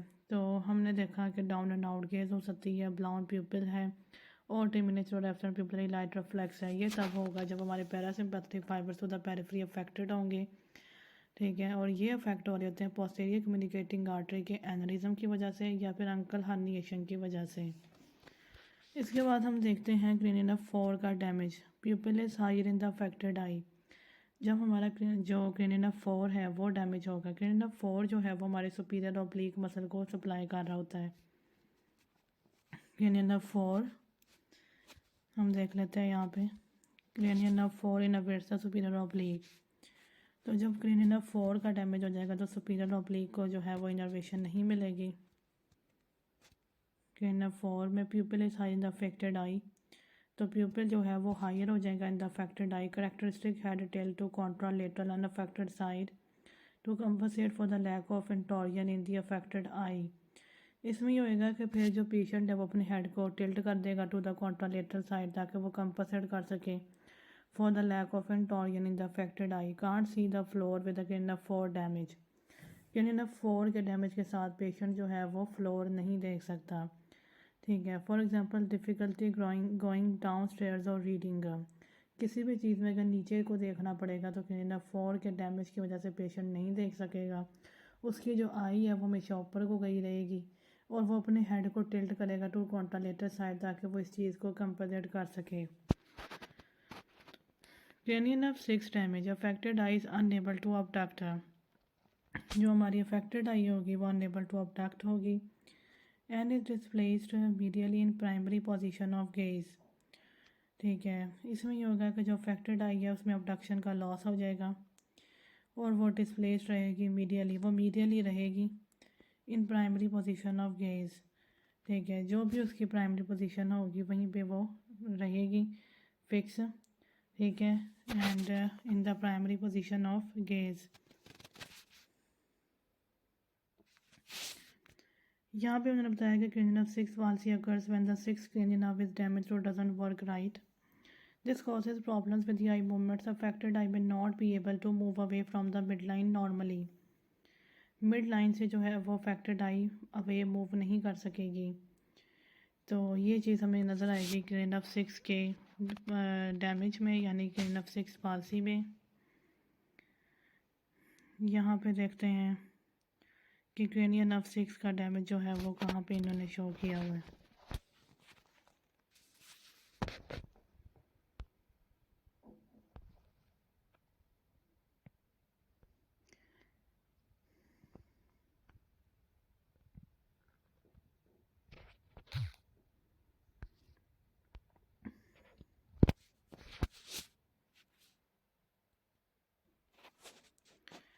क्रेनियम 6 के बारे में हम जानते हैं कि क्रेनियम 6 जो है वो लेटरल रेक्टस मसल को सप्लाई करता है और लेटरल रेक्टस मसल जो है वो हमारी लेटरल मूवमेंट करवाएगा आइज़ की। तो जब ये नहीं रहेगा तो फिर जो आइज़ हैं वो लेटरली मूव नहीं कर सकेंगी और वह मिड लाइन में ही प्लेस्ड रहेंगी, जैसे कि उन्होंने इस रेड एरो में शो किया हुआ है। तो वो बिल्कुल अपनी उसी मिड लाइन पोजीशन में ही रहेंगी, वहाँ से वो लेटरली मूव नहीं कर सकेंगी। तो ये क्रेनियम 6 में हमें नज़र आएगा डैमेज।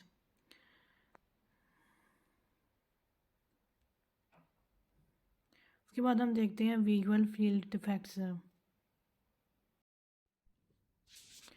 तो अब हम देखते हैं विजुअल फील्ड डिफेक्ट्स का। तो इसमें सबसे पहले तो है right anopia. Monocular vision loss, right anopia यानी कि एक आंख के अंदर जो है वो एनोपिया हो गया, यानी कि विजुअल फील्ड जो है वो मतलब उसमें बिल्कुल ही नज़र नहीं आ रहा, उसकी विजुअल फील्ड जो है वो ब्लैंक हो गई है। तो यहाँ पे उन्होंने हमें शो किया हुआ कि राइट आई में बिल्कुल ही ग्रे हो गई है, तो यानी कि बिल्कुल ही नज़र नहीं आ रहा राइट आई के अंदर। तो ये हमें तब होगा जब राइट आई के जहाँ पे इन्होंने ये 1 शो किया हुआ है डायग्राम के, वहाँ पर अगर कोई लीजन बन गया, ये ऑप्टिक नर्व है, अगर राइट आई को सप्लाई करने वाली ऑप्टिक नर्व के अंदर कोई लीजन बन गया तो उससे राइट एनोपिया हो जाएगा। इसके बाद आता है बायोटेम्पोरल हेमियोनोपिया। इसमें हमारी आइज़ के जो टेम्पोरल साइड है वहाँ पे हमें जो है वो नज़र नहीं आएगा, जैसे कि इस डायग्राम में शो किया हुआ 2 पॉइंट के। ये तब हो सकता है अगर पिट्यूटरी लीजन हो जाए, या फिर क्योंकि पिट्यूटरी लीजन में जो है वो ऑप्टिक कियाज़म की जो है वो कंप्रेशन हो रही होती है, तो जब भी ऑप्टिक कियाज़म की किसी वजह से कंप्रेशन हो रही हो तो फिर ये बायोटेम्पोरल हेमियोनोपिया हो जाता है। डायग्राम में उन्होंने 2 के ऊपर शो भी किया हुआ है कि 2 पॉइंट को हम ऑप्टिक कियाज़म कहते हैं। फिर आता है 3 पॉइंट, इसमें है लेफ्ट होमोनिमस हेमियोनोपिया। इस डायग्राम में हम देखते हैं कि जो हमारी आँखों की लेफ़्ट साइड है, दोनों आँखों की जो लेफ़्ट साइड है वहाँ पे हमें बिल्कुल नज़र नहीं आ रहा, तो हम इसे कहेंगे लेफ़्ट होमोनिमस हेमियोनोपिया।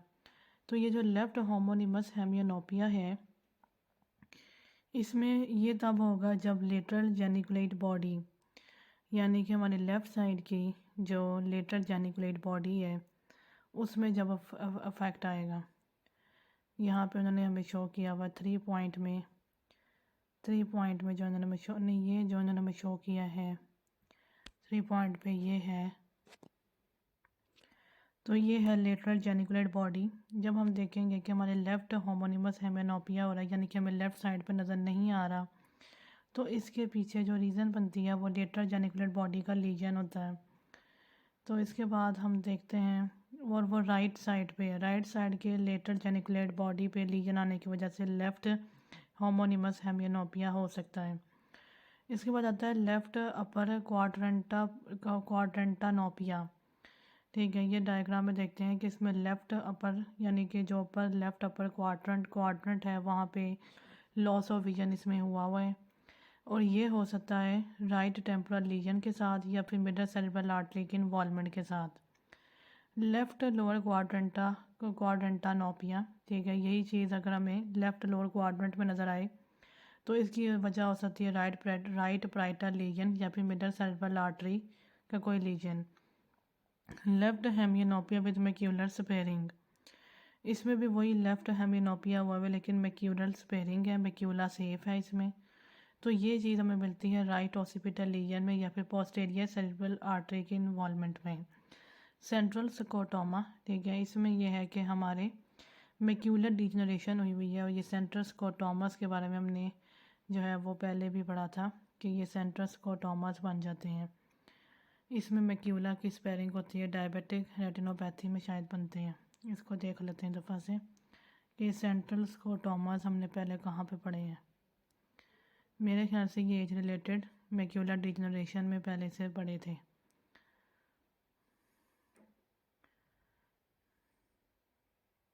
यहाँ पे लिखा हुआ degeneration of macula that is the central area of retina, loss of central vision that is scotomas. हाँ, तो हमने सेंट्रल स्कोटोमास को पहले पढ़ा है, और ये मैक्यूला की डिजनरेशन की वजह से हो रहे होते हैं। अगर हमारी विजुअल फील्ड के सेंटर एरिया में कोई लॉस ऑफ विजन हो रहा है तो उसकी रीज़न ये है कि उसमें कोई स्कोटोमा बन गया है, वो स्कोटोमा हमारी मैक्यूला की डिजनरेशन की वजह से बनता है।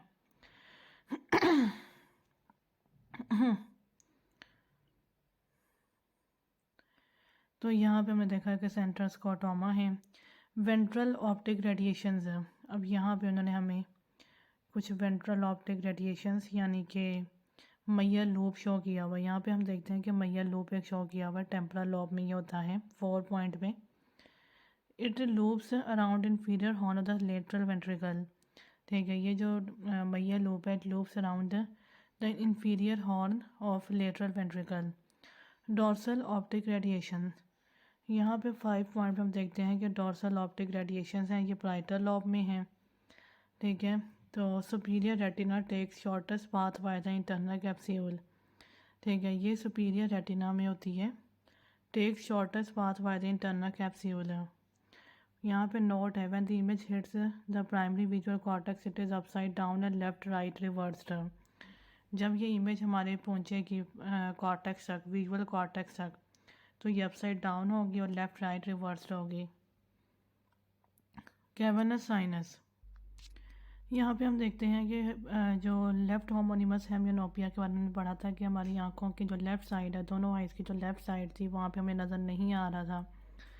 तो वो चीज़ हमें किस वजह से हो रही थी, क्योंकि थोड़ी कन्फ्यूजन थी मुझे इसमें खुद भी।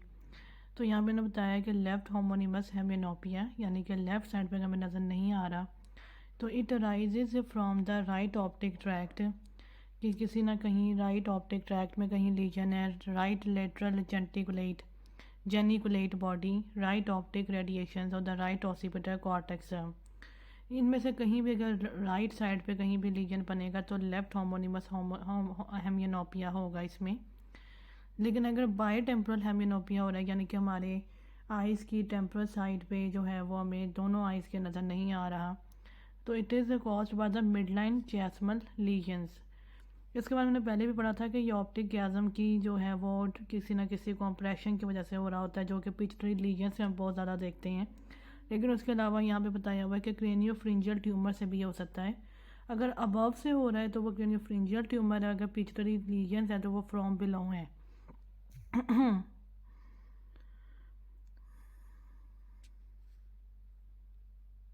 इसके बाद हम देखते हैं कैवर्नस साइनस को। This is a collection of Venus sinuses on either side of the pituitary. हमारे पिट्यूटरी ग्लैंड के दोनों साइड्स में कुछ वीनस साइनसेस का कलेक्शन हुआ था, जिसे हम कैवर्नस साइनस कहते हैं।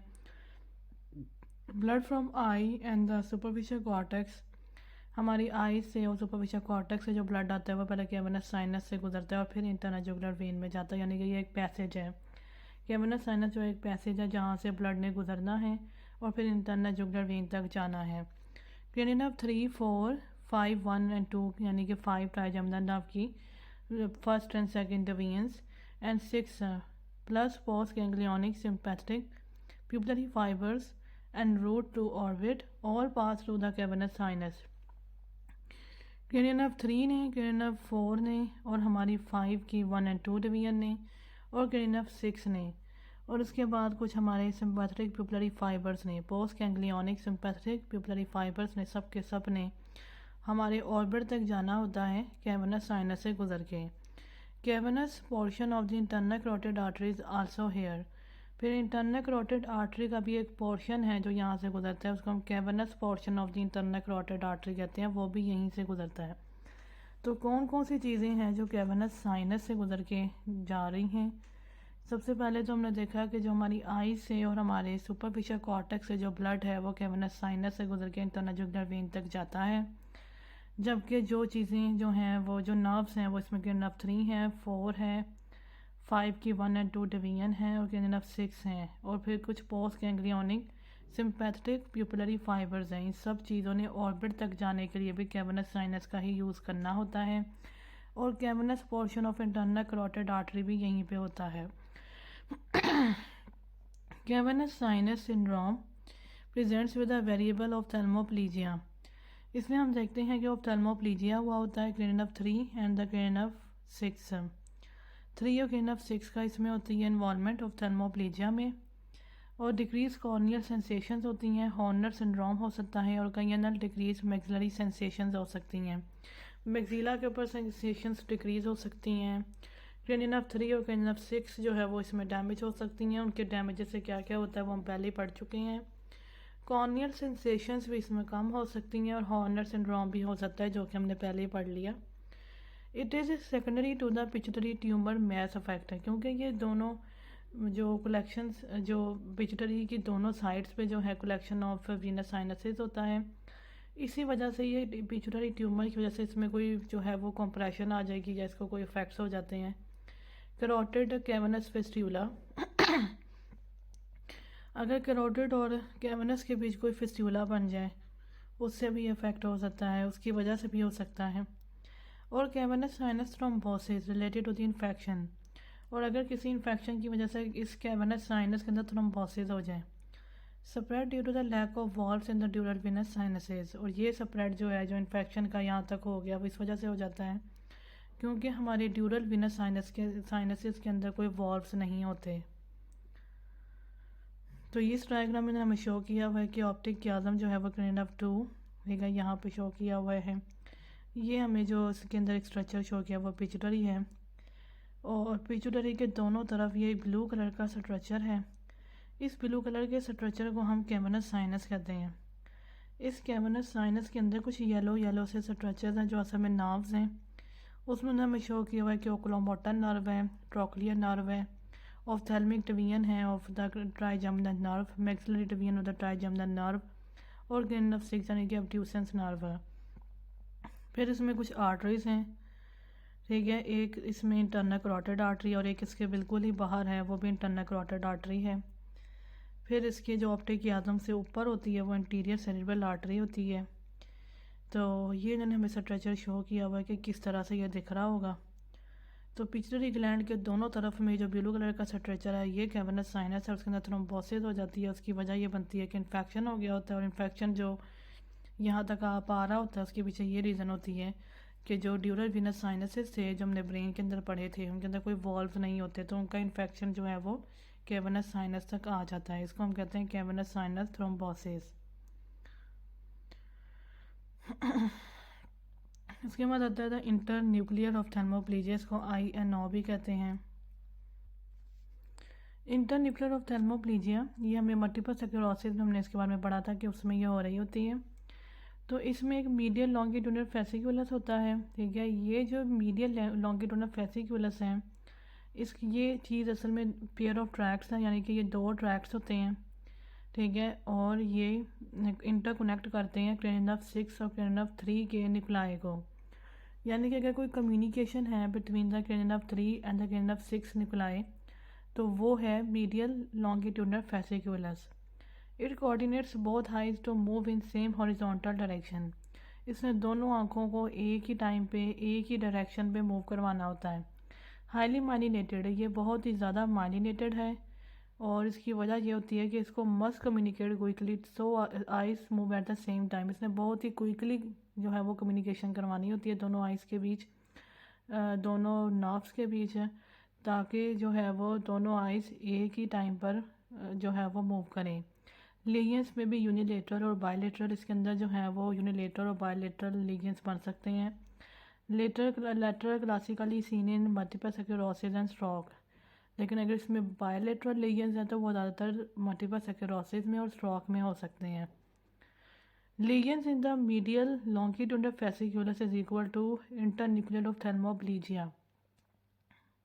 अब यहाँ पे उन्होंने कहा है कि अगर हम देखें कि इंटरन्यूक्लियर ऑफ्थेल्मोप्लेजिया की डेफिनेशन क्या है, तो वो ये है कि मीडियल लॉन्गिट्यूडनल फेसिकुलस के अंदर कोई लीजन बन गया है।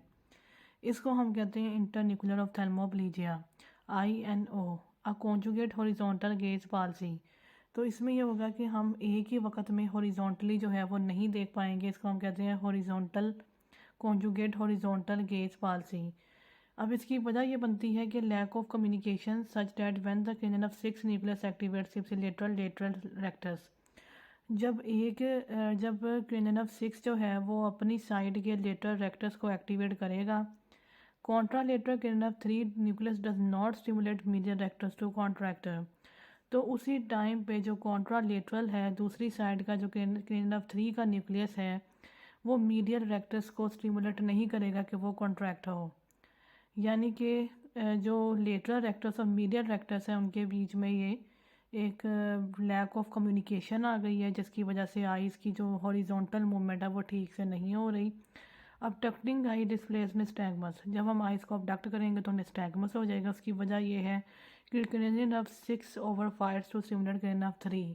क्रेनियम 6 पहले आ जाएगी, क्रेनियम 3 का एक्शन बाद में हो रहा है, तो दोनों के एक्शन जो एक टाइम पे होने चाहिए थे वो नहीं हुए, इस वजह से ये वाली डिजीज़ हो रही है। कन्वर्जेंस नॉर्मल, लेकिन कन्वर्जेंस इसमें नॉर्मल रहती है। उसके बाद है MLF इन MS, ठीक है। इसको ऐसे याद रख सकते हैं कि medial longitudinal fasciculus occurs in multiple sclerosis when looking left nucleus of the cranium 6 fires. जब हम लेफ़्ट तरफ देख रहे होंगे तो हमारी लेफ़्ट साइड का ही न्यूक्लियस जो है क्रेनियन नर्व 6 का वो फायर करेगा, वो इंफॉर्मेशन सेंड करेगा। Which contracts the left lateral rectus, जो हमारे लेटरल रेक्टस लेफ्ट साइड के लेटरल रेक्टस को कॉन्ट्रैक्ट करवा देगा। एंड स्टिमुलेट्स अ कॉन्ट्रालेटरल यानी कि right nucleus of the cranial nerve 3, और स्टिमुलेट करेगा क्रेनियन नर्व 3 को, क्रेनियन नर्व 3 के राइट साइड के न्यूक्लियस को via the right MLF to contract the right medial rectus, ताकि वो राइट मीडियल रेक्टस को कॉन्ट्रैक्ट करवाए through the right MLF। Directional term right INO left INO refers to the eye that is unable to adduct. Directional term देखें तो ये अगर right INO हो गया तो इसका मतलब ये है कि ये वो आई है, राइट आई वो है जो अडक्ट नहीं कर पा रही। INO इप्सिलेटरल अडक्शन फेलियर, उस आई पे जो इप्सिलेटरल होगी जहाँ पे मसला आया होगा वहाँ पे अडक्शन फेलियर हो जाएगा, निस्टैग्मस हो जाएगा, और ऑपोजिट आई में निस्टैग्मस हो जाएगा। INO के ज़रिए हम इसको याद रख सकते हैं कि इप्सिलेटरल आई के अंदर जो है वो अडक्शन फेलियर हो जाएगा, और इसमें जो ऑपोजिट आई होगी उसमें निस्टैग्मस हो जाएगा। अब इस डायग्राम को देखते हैं। इस डायग्राम में हम देखते हैं कि सबसे पहले हमारे यहाँ पे इन्होंने 2 आईज सी हुई हैं, और यहाँ पे उन्होंने बताया कि हम वॉलंटरी गेज टू लेफ़्ट, हम लेफ़्ट देख रहे हैं, दोनों आइज़ के ज़रिए हम लेफ़्ट देख रहे हैं। तो जब हम लेफ़्ट देख रहे होंगे तो जो हमारी राइट फ्रंटल आई फील्ड है वहाँ से इंफॉर्मेशन आएगी, और ये इंफॉर्मेशन हमारे पोन्स के अंदर एक पैरामीडियन पोंटाइन रेटिकुलर फॉर्मेशन तक चली जाएगी।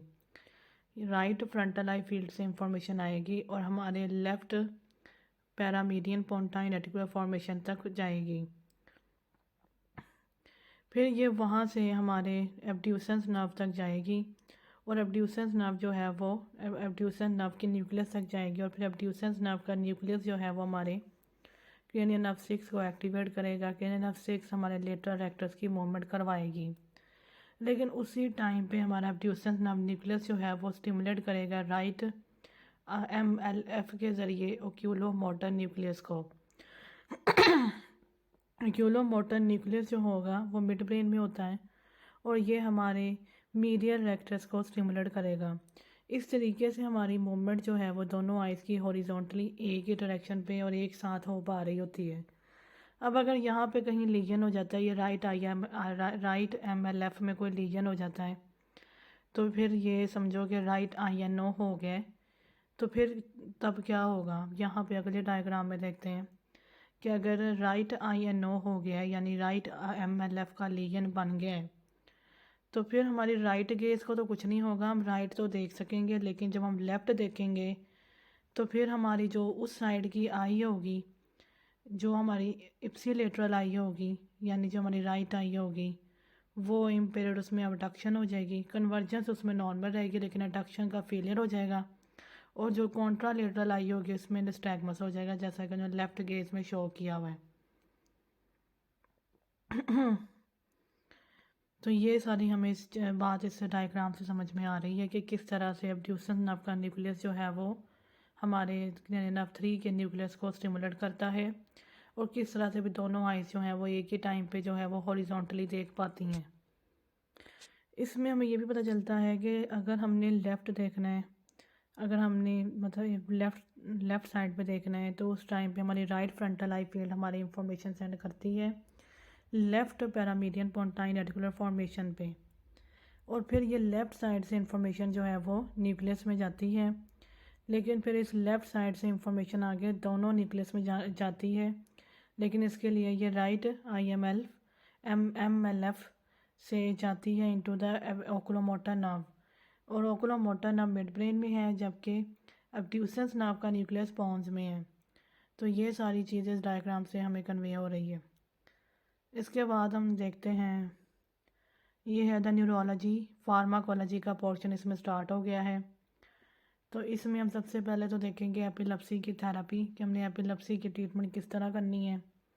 इसमें कौन कौन से ड्रग्स यूज़ होते हैं। इसमें एक बेंजोडाइज़ेपिन्स हैं, कार्बामेज़ेपिन, इथोसक्सिमाइड, गाबापेंटिन और लेमोट्रिगीन, लेवेटिरेस्टम, फिनोबार्बिटल, फेनिटोइन और फॉस्फेनिटोइन, टोपिरामेट, वेलप्रोएट और वीगाबैट्रिन। इनके साइड इफ़ेक्ट्स भी देखेंगे, इनका मैकेनिज़्म ऑफ एक्शन देखेंगे और इनके बारे में कुछ नोट्स दी हुई हैं उनको भी देखेंगे। तो सबसे पहले हम देखते हैं बेंजोडाइज़ेपीन्स। तो सबसे पहले इसमें आते हैं बेंजोडाइज़ेपीन्स। बेंजोडाइज़ेपीन्स को हम स्टेटस एपिलेप्टिकस में यूज़ करते हैं। स्टेटस एपिलेप्टिकस ये होता है कि हमें कॉन्स्टेंटली 5 मिनट से ज़्यादातर जो है वो सीजर्स आ रहे हैं और उनके सीजर्स के बीच में कोई जो है वो कंफ्यूजन जो है वो मतलब उनके बीच कोई गैप नहीं है, वो लगातार हमें जो है वो सीजर्स आ रहे हैं। तो ये चीज़ जब हो रही हो स्टेटस एपिलेप्टिकस वाली हो रही हो तो इसको हम सबसे पहले इसमें बेंजोडाइज़ेपीन्स दे रहे होते हैं। बेंजोडाइज़ेपीन्स यहाँ पे इन्होंने 2 स्टार्स भी शो किए हुए हैं कि इन 2 स्टार्स को हम देखते हैं कि इसका क्या मतलब है। 2 स्टार्स का मतलब है फर्स्ट लाइन फॉर अक्यूट, यानी कि जैसे ही हमें स्टेटस एपिलेप्टिकस होगा तो जो फर्स्ट लाइन ट्रीटमेंट होगी हमारे लिए उस टाइम पर वो बेंजोडाइज़ेपीन्स है। ठीक है, this is the first line treatment for acute. तो हमने बेंजोडाइज़ेपीन्स, इनका मैकेनिज्म ऑफ एक्शन ये है कि उन्होंने गाबा ए के एक्शन को ज़्यादा कर देना है। जब भी हमारी बॉडी में गाबा ए ज़्यादा हो रहा हो तो हमारी बॉडी में सडेशन हो रही होती है, टॉलरेंस, डिपेंडेंस और respiratory depression. It is also use for the eclampsia seizures. First line is magnesium sulphate. जब इक्लम्सिया हो रहा होता है, ये ज़्यादातर प्रेग्नेंट वुमेन में होता है जिन्हें पहले प्री इक्लम्सिया होता है, फिर उसकी कॉम्प्लिकेशन जो है वो इक्लम्सिया भी होती है। तो इक्लम्सिया के सीजर्स में हम बेंजोडाइज़ेपीन देते हैं, लेकिन सबसे पहले तो मैग्नीशियम सल्फेट देते हैं उन पेशेंट्स को भी। इसके बाद हम देखते हैं कार्बामेज़ेपिन। कार्बामेज़ेपिन जो है वो पार्शियल फोकल सीजर्स में यूज़ होता है और इसके साथ 1 स्टार लगा हुआ है। तो 1 स्टार का क्या मतलब है? Common use. इसका मतलब ये है कि जो हम कॉमनली यूज़ कर देते होते हैं पार्शियल फोकल सीजर्स के लिए, तो वो कार्बामेज़ेपिन है। इसने हमारे सोडियम चैनल को ब्लॉक कर देना है। साइड इफ़ेक्ट्स हैं इसके diplopia, ataxia, blood dyscrasia that is agranulocytosis, aplastic anaemia, liver toxicity, teratogenesis, induction of cytochrome P450, NSAIDH एनजी, स्टीफन और ये SJS, ये है the Stevens Johnson syndrome. First line for the trigeminal neuralgia. Trigeminal neuralgia में होता है कि हमें शूटिंग पेन हो रही होती है in the distribution of trigeminal nerve. तो जब हमें वो भी हो रहा हो तब भी हम कार्बामेज़ेपिन ही को देते हैं। ये first line treatment for the trigeminal neuralgia भी है। इसके एडवर्स इफेक्ट्स हम देख रहे हैं कि बहुत ही ज़्यादा हैं। इसमें सबसे पहले आँखों को इफेक्ट हो रहा है, डिप्लोपिया, फिर हमारी गेट, अटाक्सिया, फिर हमारे ब्लड में भी इफेक्ट आ रहा है दैट इज़ ग्रेनुलोसाइटोसिस और एप्लास्टिक अनीमिया, फिर लिवर में आ रहा है लिवर टॉक्सिसिटी, फिर ट्रेटोजेनेसिस यानी प्रेगनेंसी के दौरान भी इसमें जो है वो साइड इफ़ेक्ट्स हैं। क्लेफ्ट पैलेट या क्लेफ्ट लिप हो सकता है, स्पाइना बिफिडा हो सकता है। फिर इसमें मेटाबॉलिज्म में भी इफेक्ट आ रहा है that is induction of cytochrome P450 हो रहा है।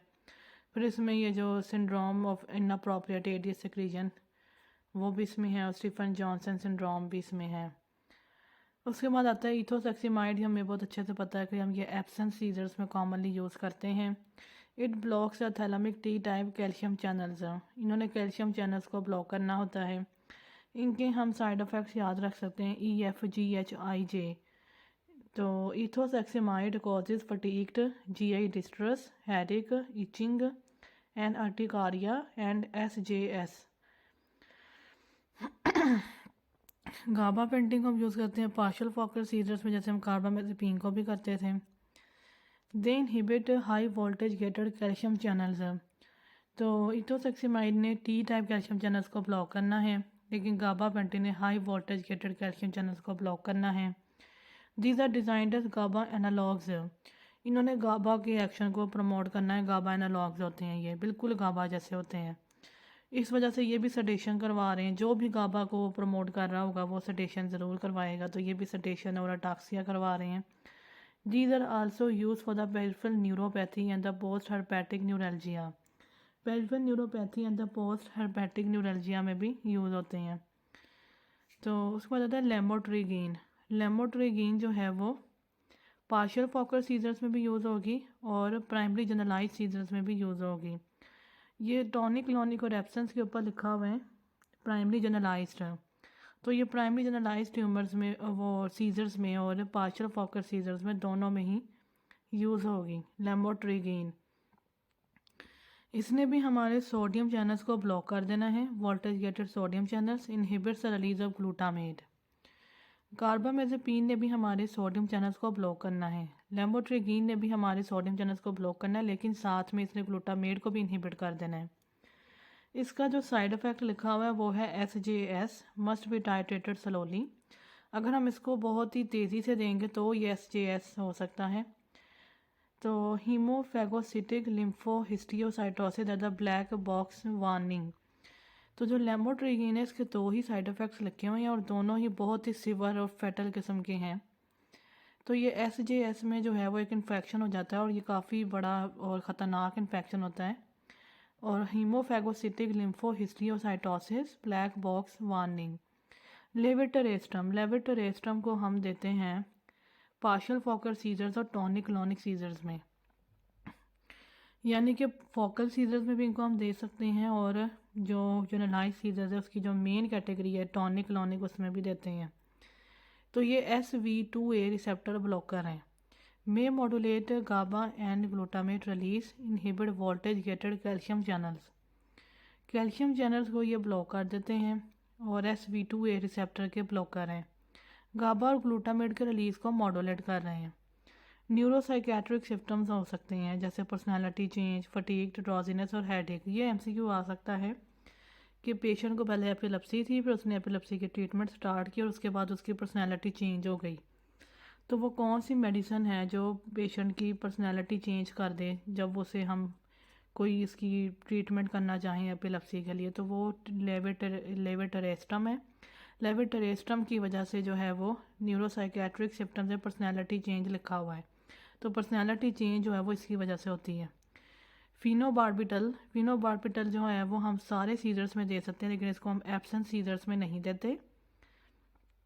इन्होंने भी बेंजोडाइजेपीन्स की तरह गाबा ए के एक्शन को ज़्यादा कर देना है, तो उसके साइड इफ़ेक्ट्स भी तकरीबन सारे वही हैं। वही sedation, tolerance, dependence, respiratory depression के साथ बस एक एडिशन हो गई कि कार्डियो रेस्पिरेटरी डिप्रेशन है। और एक इसमें मेटाबॉलिक इफेक्ट भी है कि ये साइटोक्रोम P450 की इंडक्शन करवाएंगे।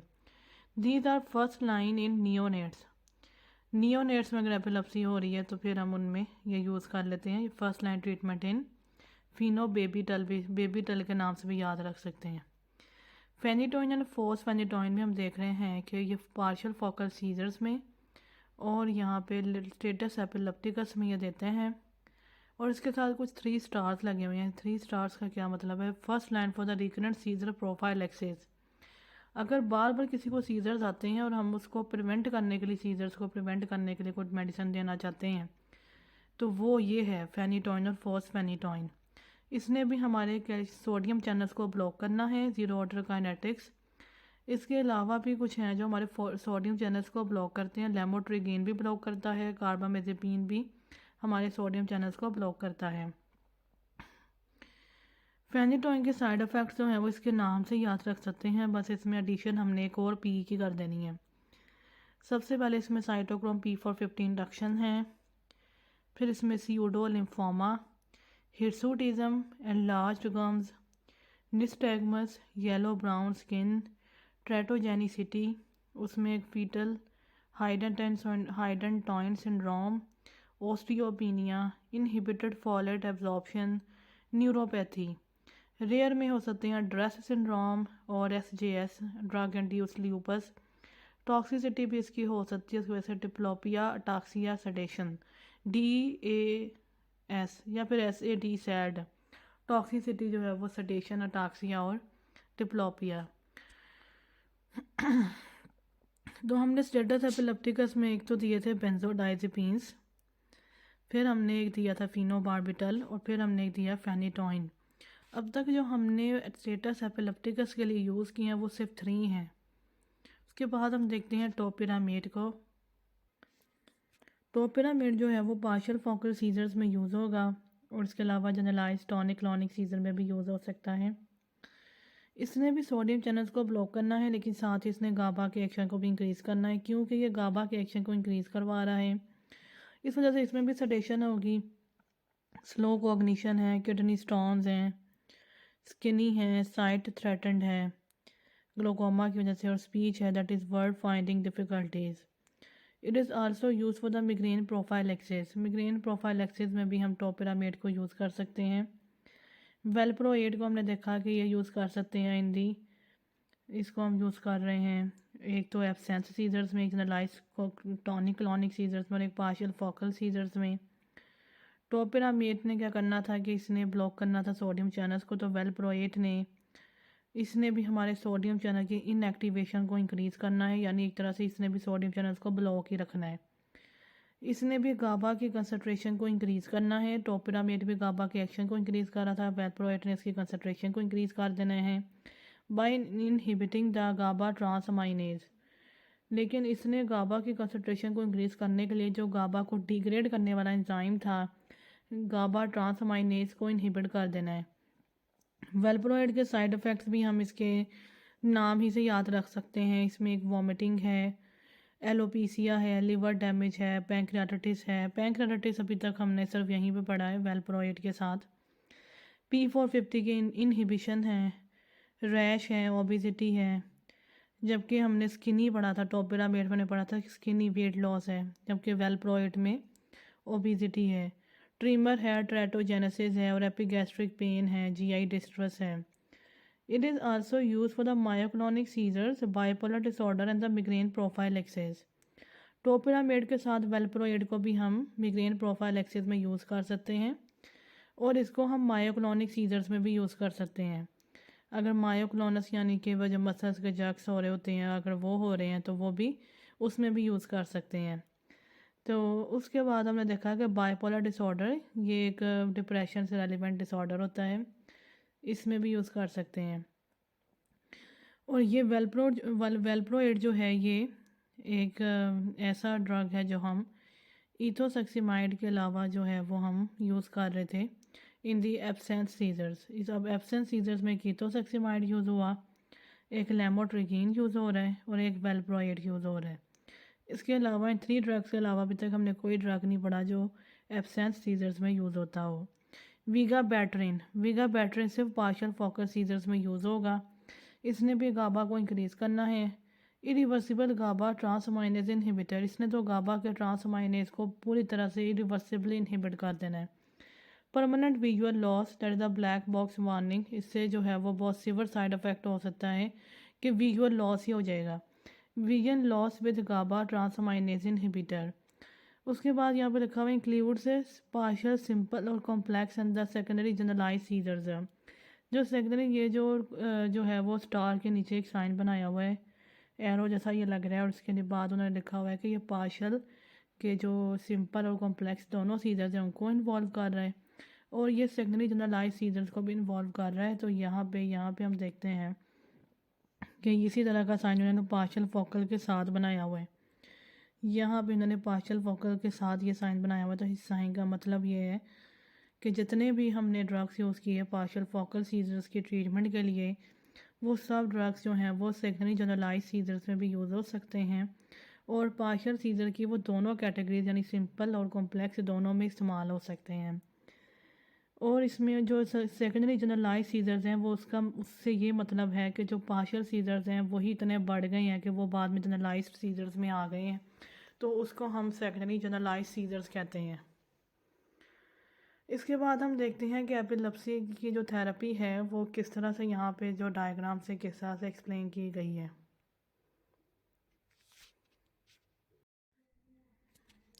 अब इस डायग्राम में उन्होंने शो किया हुआ है कि एंटी एपिलेप्टिक ड्रग्स जो हैं वो कहाँ पे एक्ट करेंगे। तो यहाँ पे हम देखते हैं कि सबसे पहले एक्साइटेटरी न्यूरॉन है और एक्साइटेटरी न्यूरॉन की जो यहाँ पे है इसके जो बिलो है वो है पोस्ट साइनेप्टिक न्यूरॉन और इसके साइड पर जो है वो इनहिबिटरी न्यूरॉन। असल में यहाँ पे हम देखते हैं कि पोस्ट साइनेप्टिक न्यूरॉन जो है वो जो न्यूरॉन है उसकी 2 कम्युनिकेशन हो रही हैं 2 न्यूरॉन्स के साथ, एक एक्साइटेटरी न्यूरॉन है और एक इनहिबिटरी न्यूरॉन है।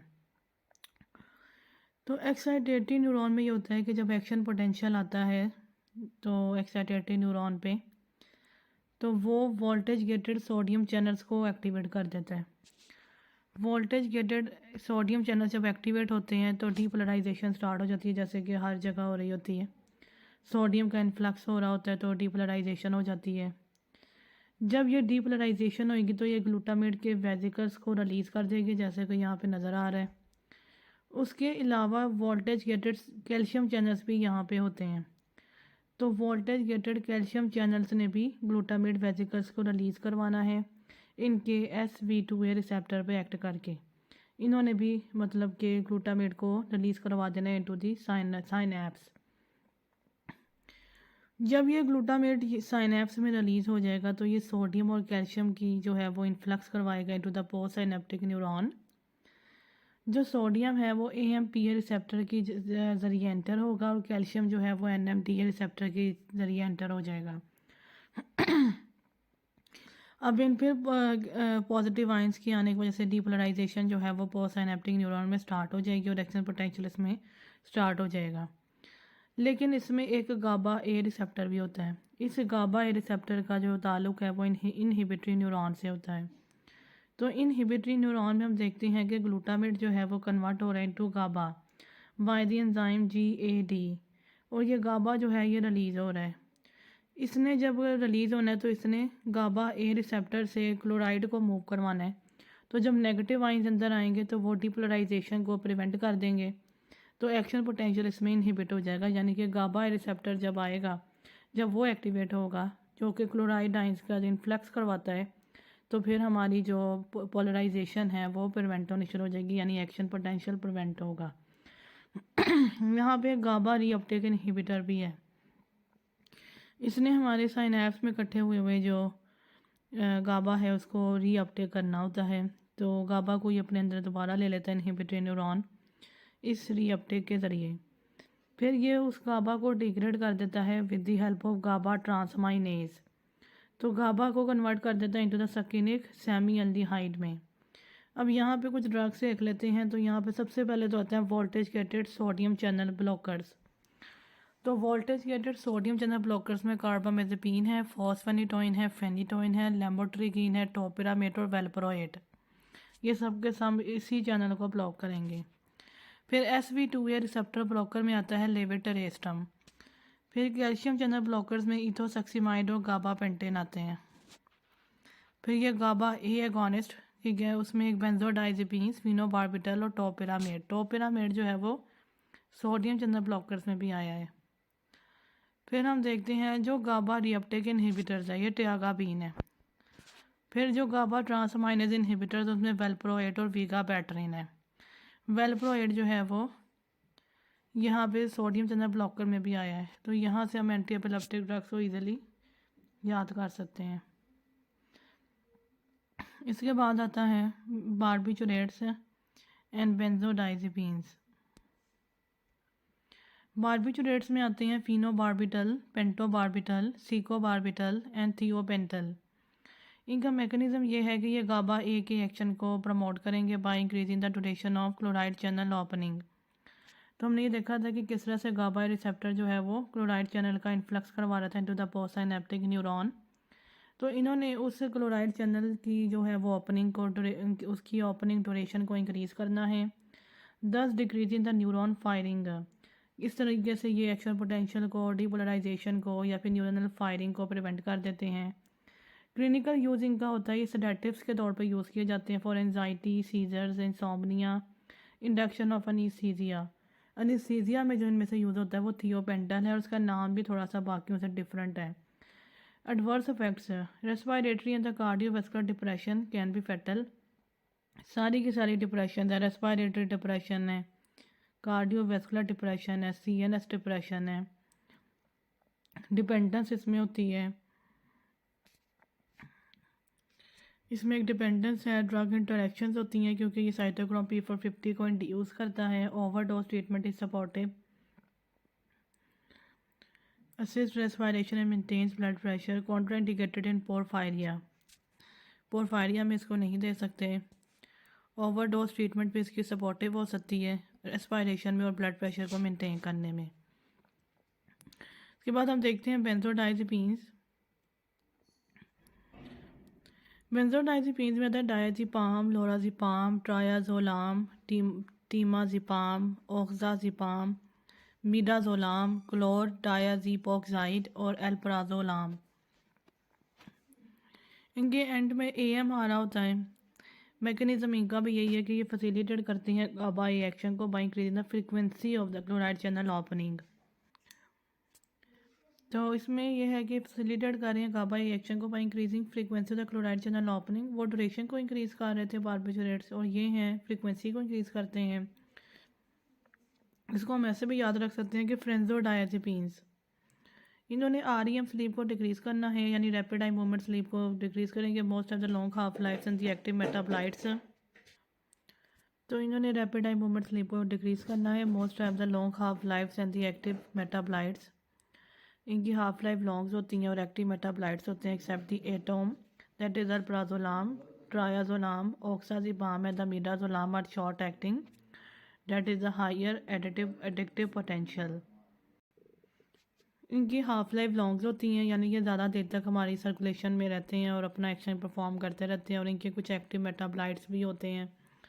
लेकिन एटम यानी कि अल्प्राजोलाम, ट्रायाजोलाम, ऑक्साजिपाम एंड मिडाजोलाम, इनके ये जो होते हैं ये शॉर्ट एक्टिंग होते हैं, और इनका एडिक्टिव पोटेंशियल जो है वो काफ़ी हायर होता है। क्लिनिकल यूज़ एंजाइटी में, पैनिक डिसऑर्डर में, स्पेस्टिसिटी, स्टेटस एपिलेप्टिकस में, लोराजिपाम, डायजिपाम, मिडाजोलाम, इक्लम्सिया में, डिटॉक्सिफिकेशन में that is alcohol withdrawal, long acting chlordiazepoxide and the diazepam are preferred. Night terrors में, स्लीप वॉकिंग में, जनरल एनेस्थेटिक है, amnesia, muscle relaxation, hypnotic, insomnia. Lorazepam, oxazepam and temazepam can be used for those with a liver disease who drink a lot due to the minimal first pass metabolism. तो ये भी जो बेंजोडाइज़ेपिन है ये भी GABA एक action को increase करती हैं, सेडेटिव्स की तरह एक्ट करते हैं। तो इस वजह से एंजाइटी, जब स्ट्रेस बहुत ज़्यादा हुई हो तब यूज़ करते हैं। पैनिक डिसऑर्डर में, स्पेस्टिसिटी में, जब मसल टोन बहुत ज़्यादा हो जाती है, स्टेटस एपिलेप्टिकस में, जो कि एक बहुत ही इमरजेंसी सिचुएशन होती है, इसमें लोराजिपाम, डायाजिपाम और मिडाजोलाम को यूज़ कर सकते हैं।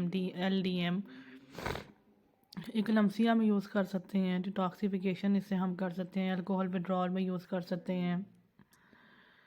और उसके बाद ये जो लॉन्ग एक्टिंग होते हैं उसमें क्लोर डायाजीपोक्साइड एंड डायाजिपाम आर प्रिफेरेड। अगर तो हमने डिटॉक्सिफिकेशन करनी है तो हम लॉन्ग एक्टिंग का यूज़ करेंगे। नाइट टेरर्स में इसको यूज़ करते हैं, हमने जैसा पढ़ा कि इसको REM स्लीप कम करने के लिए यूज़ करते हैं। तो नाइट टेरर्स में, स्लीप वॉकिंग या एनेस्थीसिया में भी यूज़ हो सकता है। जैसे कि अगर हमने एमनीसिया करवाना है या मसल रिलैक्सेशन करवानी है, ये हिप्नोसिस के लिए भी यूज़ होता है, फॉर एग्जांपल इंसोम्निया। और लोराजिपाम, ऑक्साजिपाम एंड टीमाजिपाम को हम तब यूज़ करते हैं जब लिवर डिजीज़ हुई हो, क्योंकि उन लोगों में जो ज़्यादा अल्कोहल लेते हैं उनमें हम इनको ज़्यादा इस्तेमाल करेंगे, क्योंकि उनके अंदर लिवर डिजीज़ हो चुकी होती है।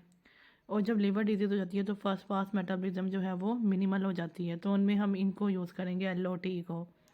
एडवर्स इफेक्ट्स इनके हैं dependence, additive CNS depression, effects with alcohol and the barbiturates all bind the GABA A receptor. इसमें एक तो डिपेंडेंस है, एक एडिटिव CNS डिप्रेशन हो रही है, और इफेक्ट्स विद अल्कोहल। ये जो CNS डिप्रेशन है ये तब हो गया कि हम इसके साथ अल्कोहल ले रहे हैं और साथ में बारबिचुरेट्स ले रहे हैं। Less risk of respiratory depression coma than with the barbiturates. इसमें रेस्पिरेटरी डिप्रेशन और कोमा की risk as compare to barbiturates कम होती है। ट्रीट ओवरडोज विद फ्लोमाजेलिन के ज़रिए हम इसकी ओवरडोज को ट्रीट कर सकते हैं, which is the competitive antagonist at the GABA benzodiazepine receptor.